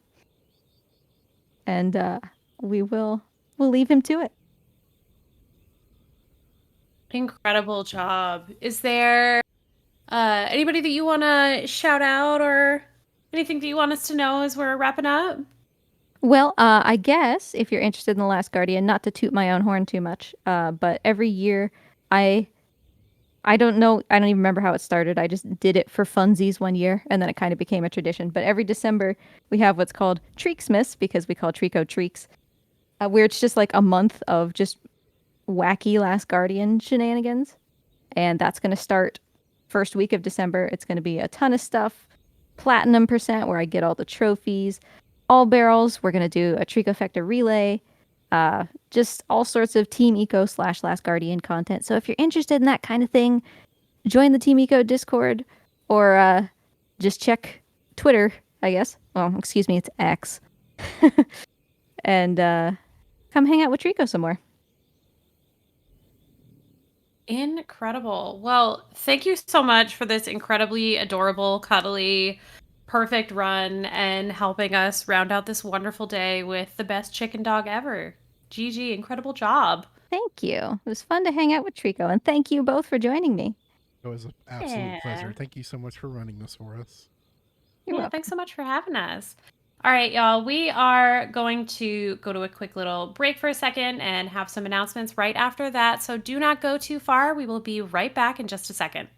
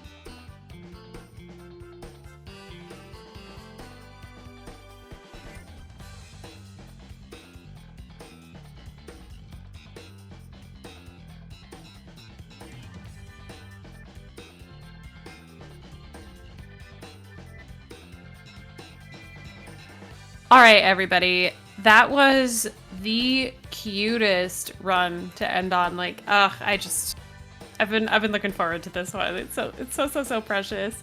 And just honestly, just like 3 incredible runs today. So thank you all so much for being part of our Intersex Awareness Day showcase. Like all of these incredible runs, these incredible runners. We've had a great time. So I want to just give a round up thank you again to Scala Kitty, Turner Anade, and Sable Dragon Rook for their incredible work today, and then all of the Binary Breakers team behind the scenes making this all happen, and all of you in chat sharing the love. This has been so much fun. And the fun is going to continue because we are going to be raiding over to Fastest Furs, who are raising money for Trans Lifeline. So just stick around for the raid. Thank you so much for being here. We will see you next time, and go share some love with Fastest Furs, y'all. See you later. Have a good night.